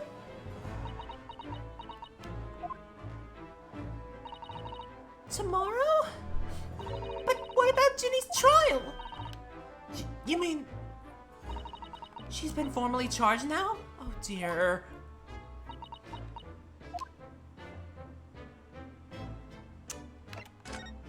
Please explain. Mr. Sato, what's all this about? Oh, please don't concern yourself, Mr. Naruhodo. It's only me going back to Japan. That just raises further questions. Your life here can continue just as it That's not what I asked. What happened? Why are you leaving? It's my father. He's fallen ill. Oh no! Professor Mikotoba? Ah, yes, that warm, lovely lad. If I may. Yes, sorry? You must be the defendant, Rinosuke Naruhodo. Yes, that's right. My name is Yujin Mikotoba. I'm a professor of forensics medicine at Yume University. The D in TILF stands for dying?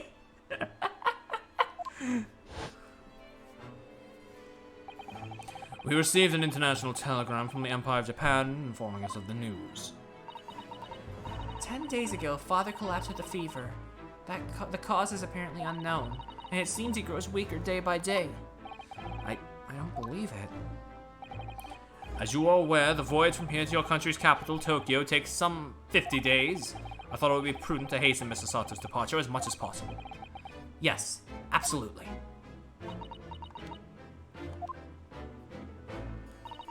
I will leave London first thing tomorrow morning. I can't believe this is happening. Fuck. Well, ain't that a kick in the head? So Gina's been charged? She'll have to appear in court? Yeah, she was formally charged a few hours ago, and the day of the trial's already been set for tomorrow. No, not even 24 hours later? Gina? Ah, the Lestrade girl, the murder of the Baker Street pawnbroker, yes.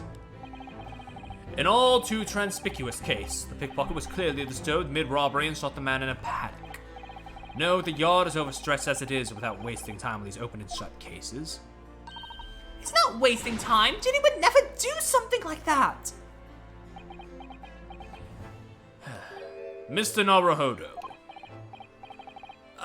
Yes, Lord Strongheart? In deference of your fine services to date, I shall overlook this young girl's insolence. But I have no recollection of admitting a child into my office. Leave. Now. Of course, Lord Strongheart. Criminals will tell the most palpable lies in order to evade justice. The police can ill afford the time it takes to unravel all their untruths. Meanwhile, more crimes are perpetrated. We have far more serious matters with which to contend. Serious matters? Didn't Gregson mention something like that yesterday? Yes, Inspector Gregson made a similar remark yesterday. It's no concern of yours, though I'm sure I need not remind you of that. Oof. 3 minutes precisely until my next meeting. You must excuse me. There's just one more thing, Lord Strongheart. Which is... it's Miss Lestrade's child. I wonder if you might permit me to defend her. Please? A timely suggestion. Sorry? She's a good lass. She deserves defending. The girl currently has no representation. Yeah, we know. She denied it all. Yes, she may be a pickpocket, but she still deserves a fair trial. Do not misunderstand me, young lady. The government provides for those too poor to afford representation with a public defender. The accused need only sign the relevant paperwork, and a defense barrister will be assigned to the case. However, if the young girl in question has refused that right... Why would she do that? A question you would do well to direct at Miss Lestrade. You'll find her at the local prison. Yes, thank you.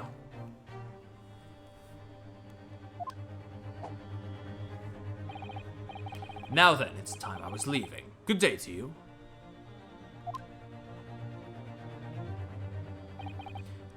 You have 3 minutes. Ah, what a day. Gina charged with murder. Shisato-san about to leave.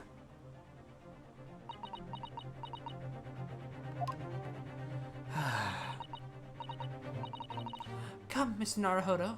Iris, we must make haste. But Susie... You're leaving for Japan tomorrow morning, aren't you? Don't you have packing and things to do?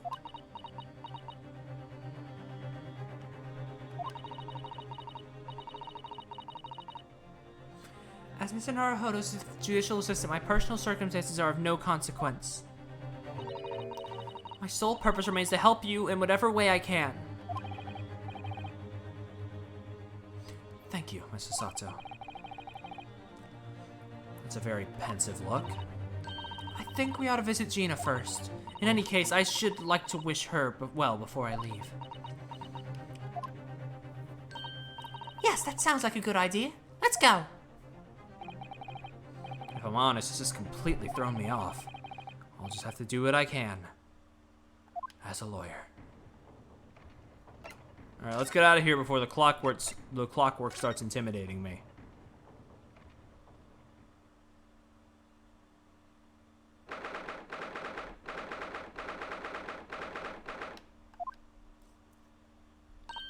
Ah! Hello again, Gina.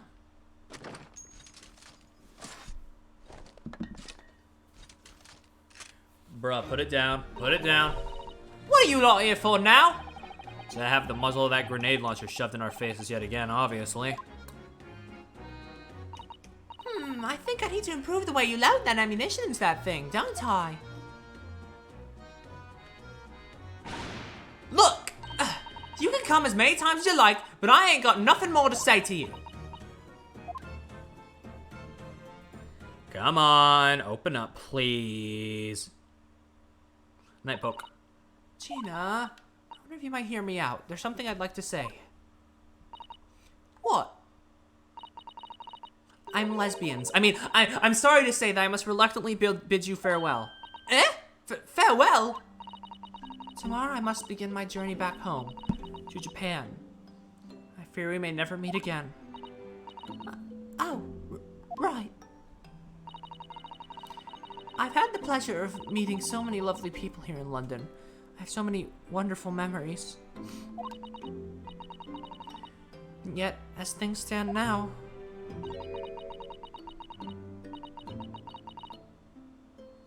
it'll be a glum parting indeed.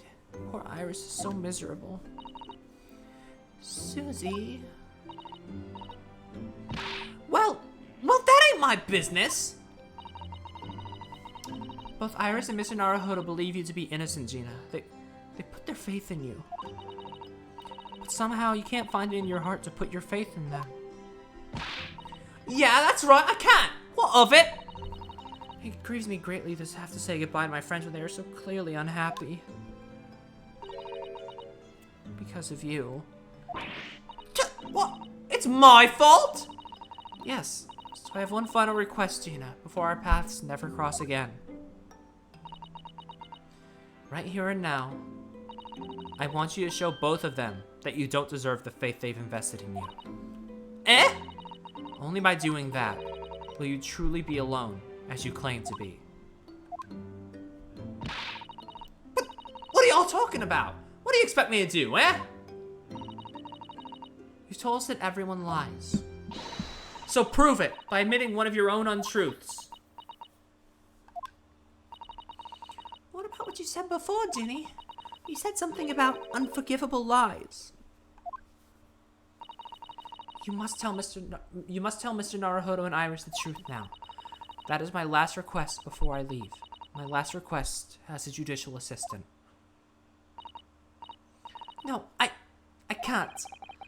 Whatever these lies are, they're obviously weighing very heavily on Gina's mind. Gina, I could be wrong, but is it something to do with what happened 2 months ago? Something about that trial? The one in which Magnus McGilded was acquitted. The case of that mysterious murder that took place inside the omnibus. You were called as a witness by the prosecution. Is that what this is about? Yeah, you're right. Because in that trial, I lied. I lied like you wouldn't believe. Will you tell us about it now? Oh shit, here we go. It is crazy just how much that Magnus McGilded trial just like connects to shit, huh? God. Like you said, it's all like most Ace Attorney cases are pretty like open. Like most Ace Attorney cases before this are pretty open and shut. They don't really overarch aside from like the rivalries between characters and the like. But this is like no. Now we got this and that and this and that. And it's all blah. Even in death, he won. Yeah. Like you said, it all happened 2 months ago. The coppers got hold of me and shoved me in the witness stand. And based on your testimony, Mr. McGilded was declared innocent. Yeah, well, the thing is, I lied about a whole bunch of stuff. I knew it. What sort of thing did you lie about? I was hiding under the seat that night. That was the truth. It was pitch black in that little cubbyhole. I couldn't see a thing. And then I heard that loud thud, like someone falling on the floor. And that's when Mr. McGilded discovered you. Yeah. He pulled me out from under the seat and sat me next to the dead man. There weren't much light to see by, but when I looked at my hands, I had the cove's blood all over them.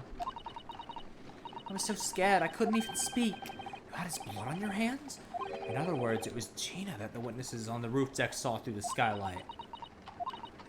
Then Mr. McGill started asking you questions, I suppose. Who you were, why you were hiding under the seat. Yeah, he did. Only, that's not all. What do you mean? I mean, he threatened me. Threatened you how? He made me swear about what I'd seen and what I'd heard, and about what he was gonna do after the cove was found dead. He made me swear I wouldn't tell no one about any of it. If I did that, he said he'd let me scarper before the coppers showed up.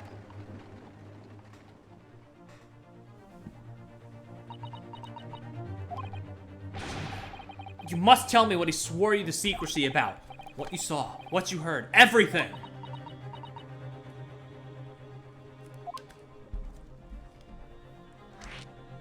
Aw, shit. We'll start from the top. You said McGilded made you swear not to tell anybody what you saw. But you were in the pitch black compartment under the seat the whole time, weren't you? Yeah, so Mr. McGillard's staying above your head, if I remember correctly.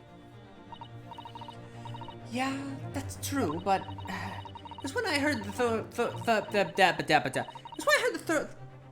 Fuck! It was when I heard the thud of the cove hitting the floor. I let out a little scream, see, I couldn't help it. McGilded heard that and dragged me out by the arm, and that's when I saw it. It was on the floor next to the old geezer what had been stabbed. A disc, all bright and shiny. Oh, the disc. There it is. Do you mean... Yeah, that's it. The one what the D took off me at Whitabank's. So the music box disc was there at the floor of the omnibus? Not for long. McGilded spotted it straight away. He picked it up smartish and stuffed it in his inside pocket. So that disc was in the omnibus 2 months ago at the scene of Mr. Mason's murder. And the bog trotter told me I weren't to mutter a word of it to no one. Shit, okay. Cause it was so dark under that seat in the cab, I was straining my ears the whole time. After a while, I heard the door and footsteps inside the cabin. Presumably that was McGilded getting on board. Nah, not only him. Oh. Cause I could definitely make out the footsteps of 2 people. In that case, it would seem likely that it was Mr. McGilded and the victim. Mr. Thrice-Fired Mason. In his testimony during the trial, Mr. McGilded claimed he slept during the carriage ride. But whenever I'm in a carriage, I'm taken with a fierce tiredness, and I always succumb to it. And your own testimony, Gina, supported his. All I could hear was the Irishman snoring. Yeah, that weren't exactly true. Neither of them was asleep. I could hear them talking the whole time in low voices. What? What were they talking about? Sorry, I don't know. The sound of the horses and the wheels was too damn loud. But that still tells us something. Mr. McGill and the victim knew each other. So McGilded was lying, as I suspected.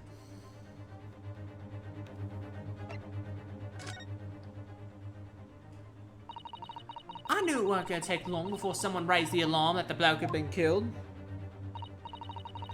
Yes, you were quite right. The other passengers on the roof deck noticed very quickly.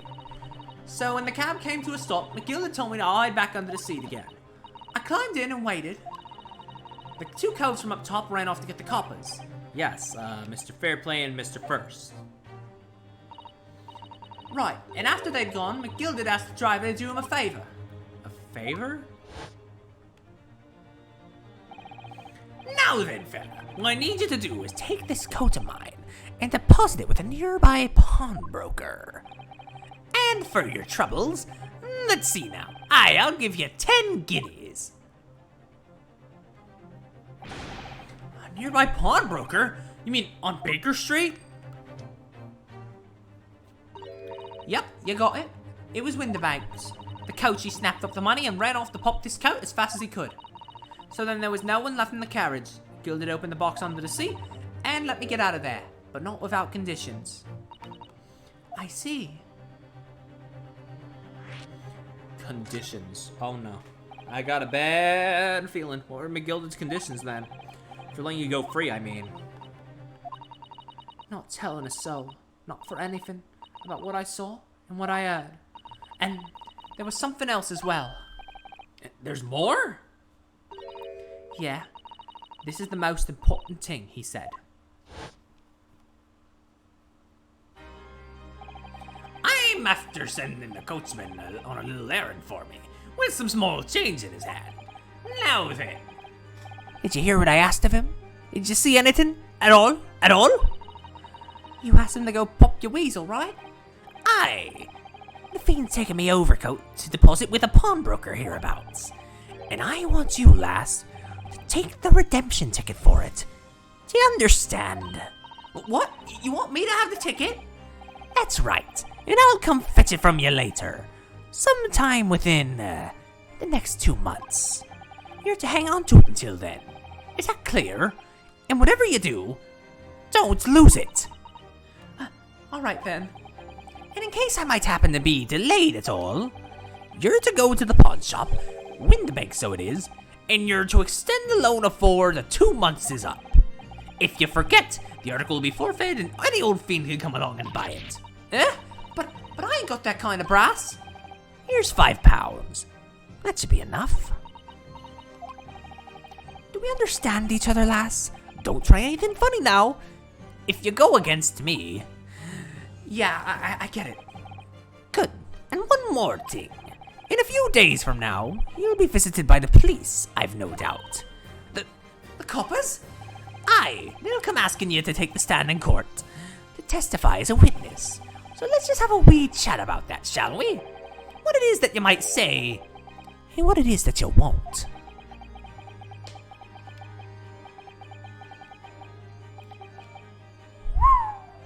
Sheesh. Sorry, you're breathing into the mic every time McGilden talks. It's so funny. God, I fucking bet it is. Alright, young lass. I need you to listen. I'm whispering directly straight into your ear. I need you to get me a copy of Bambi on the PS2. No! No! Rubbish! Fuck off! Fuck off right now!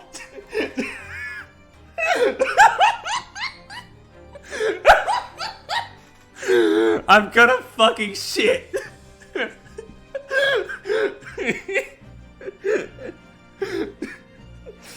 Oh my god. Oh, clip it. After he'd gone over it all, I piked it. Got as far away from there as I could. He hid the pawnbroker's ticket in some bushes near the scene. I went to fetch it the next day once it got dark. So McGill had planned it and coerced Gina into giving false testimony.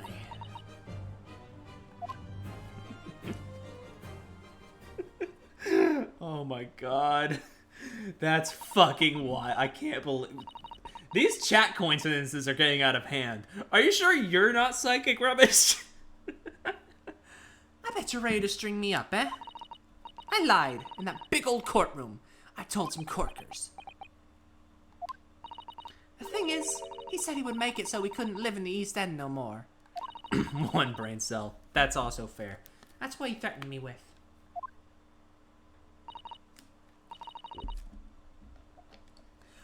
What a wicked man.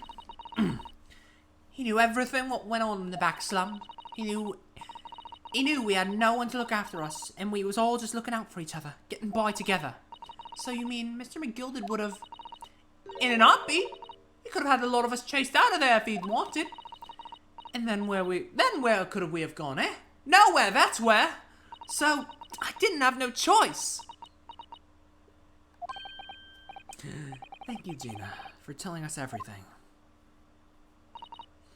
But I'm for it now, eh? Well, you can make amends by doing me a simple favor. A favor? What? Sign the representation papers for tomorrow's trial. Eh? If you don't actually want me to represent you in court, you can rip it up later. But we need that paperwork or we can't investigate. The police won't let us. Investigate what? The scene of the incident last night. Mr. Sholmes was shot. You what? Hurley's having a big operation right now, Ginny. Is it bad? Is he gonna be alright? Sholmes is gonna be alright. Right? That's why I want to investigate. For Sholmes' sake, as much as anything. Right. So what you're saying is, if I sign that bit of paper, everyone's happy. Is that it? Something like that. Mrs. Sato? Yes. Of course, I have the representation papers here.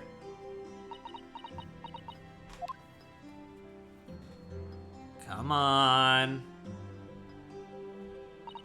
I don't need no one to stick up for me, though. No lawyer and nothing.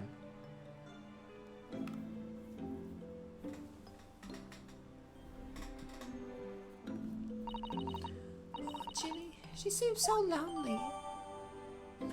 This paperwork signed by Gina to put me in charge of her defense. Showing this to Scotland Yard detectives gains us access to the crime scene. Well, at least this should mean we can investigate the scene at Whitabank now. Yes. And perhaps we can come back to visit Ginny when we're done there. I feel like we finally cracked Gina. She opened up to us at last. And now I have her representation papers. No one else knows just what a responsibility that is. Anyway, for now it means Inspector Gregson can't stop us investigating at Whitabank. Although, something tells me he's not going to be happy about it. Well, we have at least one more investigation part, but I think I'm going to save that for tomorrow. Thank you all so much for coming. Thank you for staying. Thank you for watching the show. And I will see you all tomorrow with more of The Great Ace Attorney.